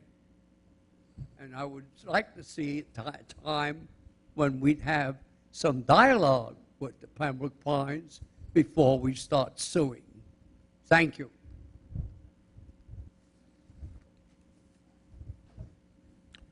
By the way, Barry Nunzig, who was the last speaker, advised Russell that he was leaving, so this is the last speaker. Hello, everybody. Frank Espinosa, 5000 Southwest 186th Avenue. On public comment, just want to once again thank the city and all the people that are devoted to it in trying to keep our rural lifestyle moving forward. We absolutely love living out of Southwest Ranches. We absolutely love coming off I-75 and heading west for that 2.5-minute drive, which probably later on will be about an 8-minute drive. And starting to disconnect and cleanse ourselves to be able to get to our house on 186th Avenue. Without bringing up the last topic that we just discussed, please keep in mind a few major developments that are happening. Let's call it Bonaventure West, since it really seems to be our thorn in our side. We have the new Pembroke Pines Academy going out there west. We have the continuing conversation about the 2035 year plan that I know someone earlier alluded to that they'll probably be 6 feet under. I know my retirement date right now is set with my financial planner for December 9th, 2030. I hope to get a pin from the city on that day. So just keep the global overall thought process in mind in all the projects that come before you. We're a rural community. I know that I moved here and I've invested what I've invested in this particular community, and still a few projects that a few city staffers are aware of that I'm working on to invest in this community. Let's keep that in mind. I know that we talked a little earlier about 184. I know 184, someone earlier said 2035 plan. We've talked about a temporary U-turn. We've talked about a temporary permanent plan. We've talked about expanding Griffin. We've had 2 deaths this year on Griffin, 184 West.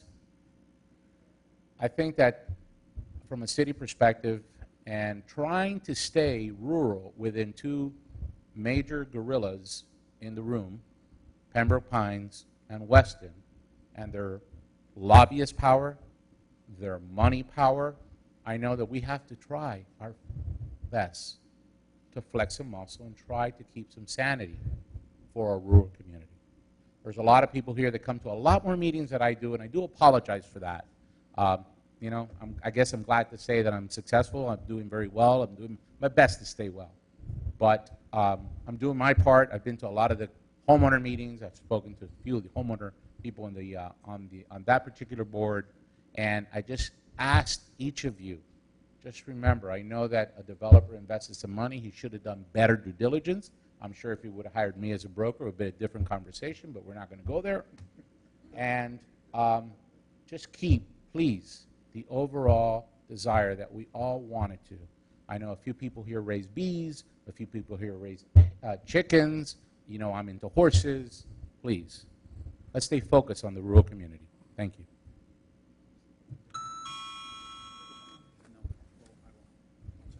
I believe that concludes public comment. Next item, item number 6, board reports. Any members of any committees here in the town wish to give us some wonderful news? Noel Hollingsworth, Chair of the Comprehensive Plan Advisory Board. You have a set of our last minutes in front of you, but the next to the last motion is for one of the items coming forward, so we won't talk about that one. The last one on the first page, the telecommunications ordinance has now been completed after a year of work on that. We had a consultant, Mr. Resnick, and he works with the FCC quite intensively to design our new ordinance. If you'll remember, we asked permission to put language into an ordinance because of the DAS system that is appearing, and those are localized Wi-Fi phone that's put into dead spots, and they're bouncers, they're repeaters. And they happen to be quite ugly if you take a look at the unbeautified version of it. And we needed some language preemptively, so when they came to our town in the future, we would have some language that would say where they could be placed on the telephone poles instead of directly in front of someone's house, et cetera, et cetera. Well, when we started looking at it, we were informed that our telecommunications ordinance was actually designed on a rock and chiseled into it, and the 2 cans and wire type situation didn't work anymore, and it needed to be completely redone.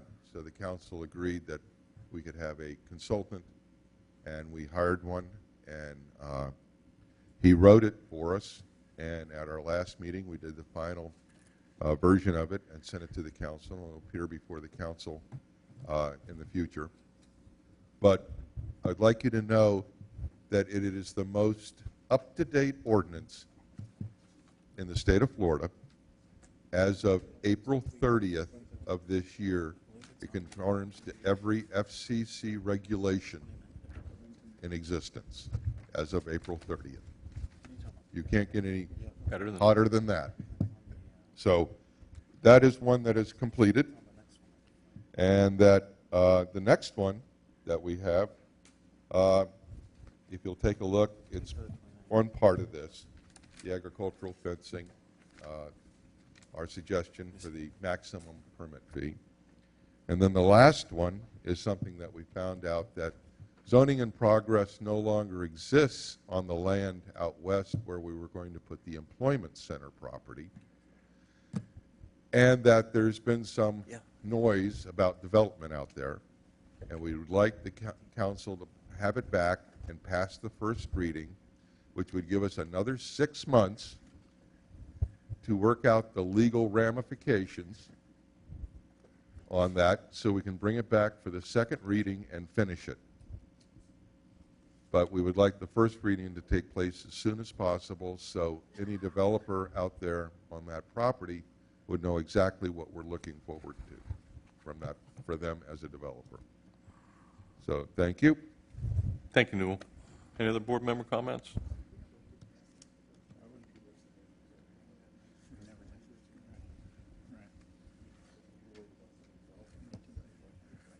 If I get on a sneezing kick, we're all in trouble.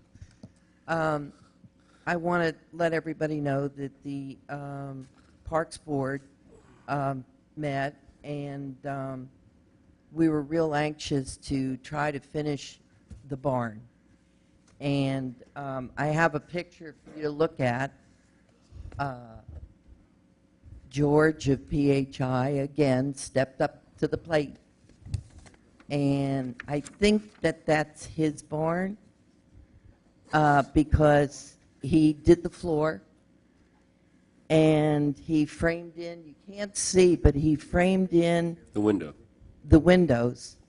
And it's finished, and it's now open for business. And I understand that Roca has already had a meeting in there. He even put trim around it to make it look like a carpet. That's why I said I think that this really is his barn. He's letting us just use it. What time's the breakfast? But I want to thank George. He really has stepped up on this barn and made it something to be really proud of. And thank you, George. The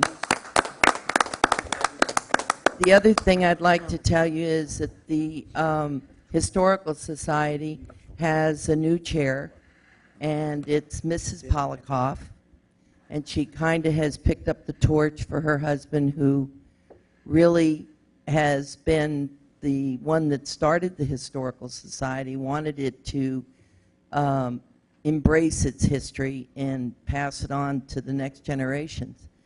So we had a meeting. We have a lot of new members, and we had some bronze plaques from Sunshine Ranches, and they're heavy, and they're really outside things.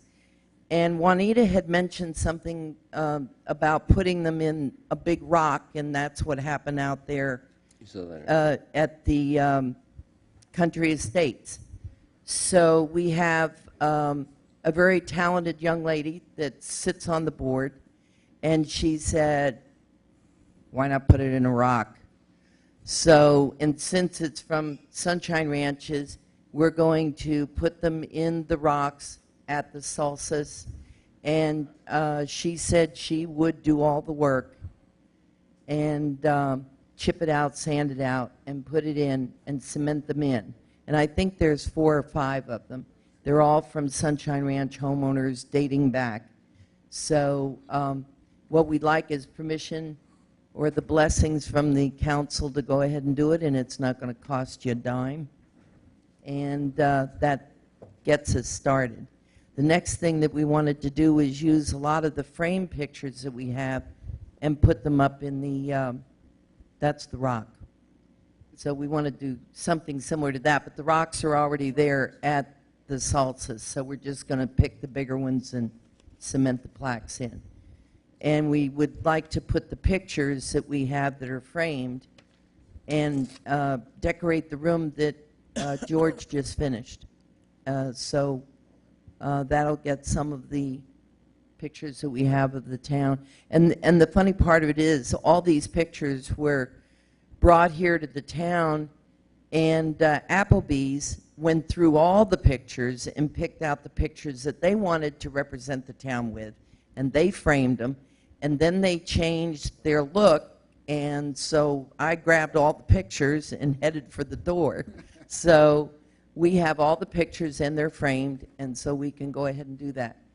We would just like to have your permission to do so. Thank you. I'm good. The rest of you okay with that? No problem with that. Absolutely. Great idea. Okay, that concludes. Was any other board members? Seeing none. Item number 7, council member comments. Steve? Thank you, Mayor. A few comments. The first one, I wanted to kind of reinforce what Newell said about the employment center out west. I think it's important that we do get that in front of us, at least on first reading, so that we can get that passed and get a zoning in progress back out there. That is going to be an area that is going to change very quickly. There's some things they're already doing survey work out there for the train tracks, and so that's spurred a lot of activity as far as looking at different ideas of different kinds of commercial establishments that might want to be right along those train tracks and things like that. So if we're going to protect that area and do it in a way that makes sense for our town, I think we really need to get that in front of us very quickly. So, you know, between Andy and Keith, I'd like to make sure that gets here very quickly. The employment, yeah. Can I just suggest one thing if the council agrees? When the employment center came before you last time, the only thing that legally we had an issue with and still have an issue with, and Andy as well, was the water issue. Andy and I are probably very close to getting this fully resolved. I'm sure you all know from your meetings, we had a great meeting with the Department of Health, and we are, they have recommended, not us, they have recommended changing the Broward County Code to fully protect the ranches into perpetuity to prohibit connectivity and testing. They're getting rid of both requirements for the ranches, which is wonderful. Since that was the only issue that we had in the employment center district, why not just remove those lines from the employment center district and just pass it immediately? There's no reason to wait on it. Bring it back, less the water language that we're working on, and get it passed. Let's do it. I think it's a great idea. I'm good. Good. The other thing I wanted to mention was there's a storm out there, and I just wanted to bring it up. You know, I'm not sure that this isn't going to be the big one, I don't think, but I do think that, and I shouldn't say that because now it's going to blow up into a Category 5, and it'll be all my fault, yes. Add it to the list. But anyway, I do think it's important that we take it seriously. It's been a long time since we had a real storm come through here, 10 years plus. So this is a good opportunity to kind of have a wake-up call. We are going to get affected by it. I have no doubt about that. Hopefully it won't be too serious, but we are going to be affected by it. And I would just really encourage everybody to get those supplies and be prepared. Make sure that there's a plan for the family. I know when my kids were young, we had a lot of fun with it, actually, you know, all scurrying into that dark room in the middle of the house and pulling the mattress over on top of us, and it was like building a fort. Yeah, we had a lot of fun with it. So, you know, I just encourage you to make it into fun. It's a good thing, but what it does is it teaches them how to do it when they don't have to think about it anymore. It's just something natural they've done before. So anyway, this is a good dry run. Hopefully it's a dry run, but I would really encourage everybody to take it seriously and get all the preparations. It's important. Thank you. Thank you, Steve. Doug? Yeah, just, you know, canned goods, water, your animals, food, and plan on the power going out. Thanks, Doug. Yeah, Ready? there's not much other than I just want to bring it up again. I know everybody has done everything in their power to stop it, and luckily Broward County won't issue them a permit. But this oil drilling in the Everglades is serious, and we're Broward County is part of the Everglades, so we're supposed to be protecting the Everglades, and I think we are, so I don't want anybody to think that this thing's going away. It's something we got to watch, because it's not going to go away. That's all I got to say. I'll go ahead. I was not here last meeting, and you all passed a resolution. I'm assuming it was, I'm pretty sure I saw it on the video, that it was unanimous opposing the oil drilling out in the Glades. And I'd just like to go on the record that I would have voted with that. And I'd just like to read a small statement, and this is really all I have today, but I think it's very important. And some of you have heard this before, and I'm just going to bring it to a point because it explains it very eloquently in very few words. And that is, there are no other Everglades in the world. They have always been one of the unique regions of the earth, remote, never wholly known. Nothing anywhere else is like them, and we have to protect that. And that's the opening lines to River of Grass from Marjorie Stoneman Douglas in 1947. And she spent 5 years writing that book. And it's a great book, and if you want to reread it, I read it probably every two or 3 years, just to refresh and what we're about. And so I just wanted to go on the record and mention that I would have voted, it would have been a unanimous, it would have stayed unanimous last thing. That's all. Thanks, Gary. And again, as you said, Freddie, and all of us, absolutely opposed. And we did go to a meeting that Mayor Messam had convened over at Miramar, the city of Miramar. And just to confirm, I mean, all the feedback was, I just can't see it going forward. It would require zoning change by the county for the drilling to be a permitted use. And Commissioner Sharif stood up and said essentially that they don't have support for that. So I get the impression that it's a done deal anyway. And just thanks to all those that brought this issue forward. And as a result of that, I suspect that that was a reason that things went the way that they needed to go, and continue to protect not only our most precious resource, our water, but also the Everglades. So, charter school, it's coming, ladies and gentlemen. The charter school purchased that property out west, and a lot of residents out there had asked, let us know if that's coming. So we're letting you know that it's coming, and probably the beginning of the next school year, 2,600 strong. There's plans for, I believe, ball fields, lights, et cetera, et cetera, et cetera. So just so that you know that, less than a year away, and I think the term cluster blankety blank was used earlier. It is really going to create a cluster out west, and for that we apologize, because we certainly were opposed to it. So And still are. And still are, absolutely. So with that being said, that concludes I've got one other my question, comment. Mayor, if Sure, I go may. ahead, Doug. Would it be out of line for us to do a mailing to anybody that's within 1,000 feet of that property location to inform them that that's going forward? I think we should let everybody in the town know. I think we can do Well, I that with agree, our- but I mean, with our certain people newsletter. that live close enough that might want to put their house up for sale or something, or might want to move, gives them time to do it. I just, I think if we send a letter out to them, we've gone above and beyond. above and beyond Make to sure let they know. them know that, Yeah, I don't think, yeah. okay, well, whatever it is, you want to do it west of Bonaventure Boulevard, I don't care. But I think we should send a mailer to every resident that that's moving forward, and that this is the town putting them on notice, and, because I don't want somebody coming in here in 6 months or a year from now yelling and screaming at us, telling us we didn't tell them it's coming. No problem. Whatever we need to do to All right, notify our so- residents. And I think that's the Absolutely right right to know. parameter. Yeah. West of Bonaventure. Okay, so Andy, west of Bonaventure Boulevard, all the way to 27. So, okay. That concludes council member comments. Item number 7, legal comments. Keith? Yeah, thank you, Mayor. As it relates to the school, Andy got a letter from Charlie Dodge this week advising Andy that Pines is going to initiate conflict resolution and commence legal proceeding against the town as a result to the town's opposition to the school. So I've never seen a lawsuit like that before, so we look forward to seeing it.